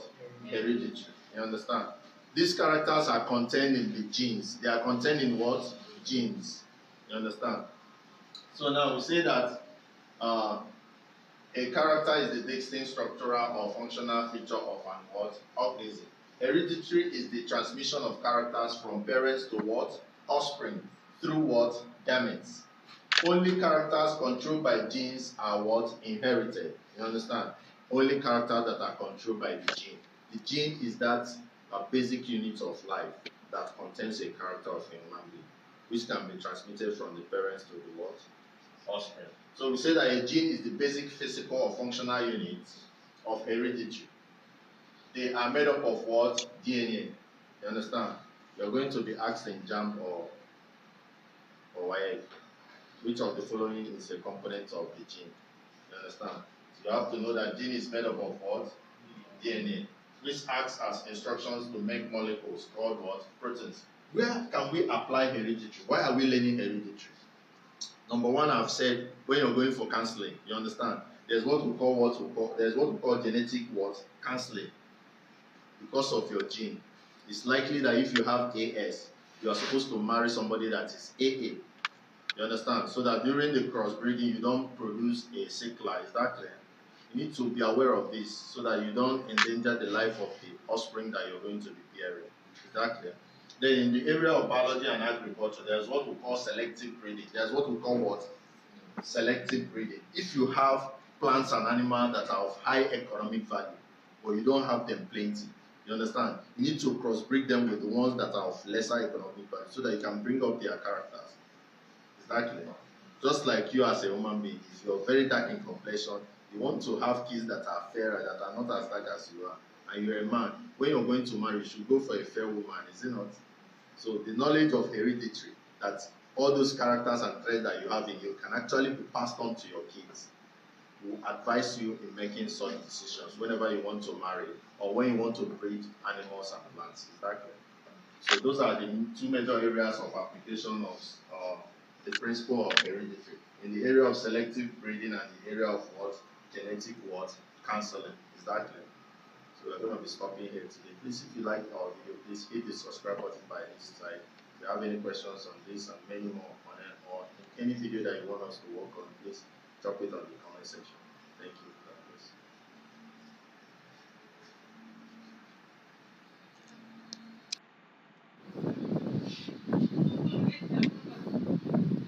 So we are going to look at organisms, excretory structures, and products. Organisms what?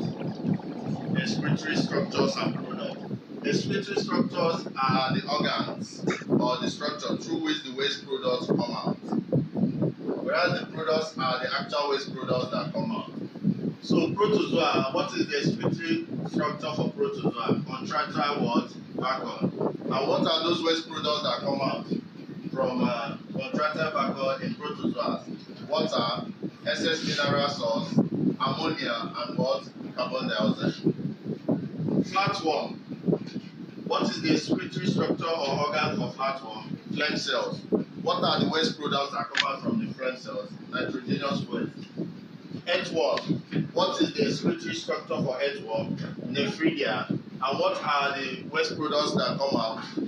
Water, urea, carbon dioxide, nitrogenous waste. Insects. What are their excretory organs? Mammalian tubules. And the waste that come out is the what? Uric acid. Vertebrates. What are their excretory structures? Kidney, lungs, liver, and large intestine. What are the waste products that come out? Urine, urea, bile salts, carbon dioxide, sweat, and what? Water. Plants. What are their excretory structures? Stomata, lenticels, leaves, bark of trees, cuts, and what? Pepper. And what are the excretory products that come out from plants?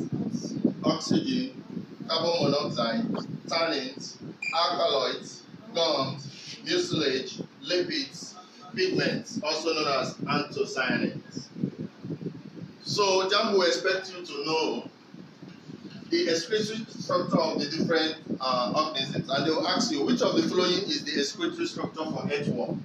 They will give you phlegm cell, contractile vacuole, kidney, and nephridia. What is the answer? Nephridia. They will ask you which of the following is not an excretory product from vertebrate. They will give you urine, urea, bile salts, tannin. What will be the answer? Tannin, because tannin is from plants. So you have to note the kind of waste products that come out from the organisms as well as their what? Excretory structure. Very, very important. Read the notes and understand it. Thank you.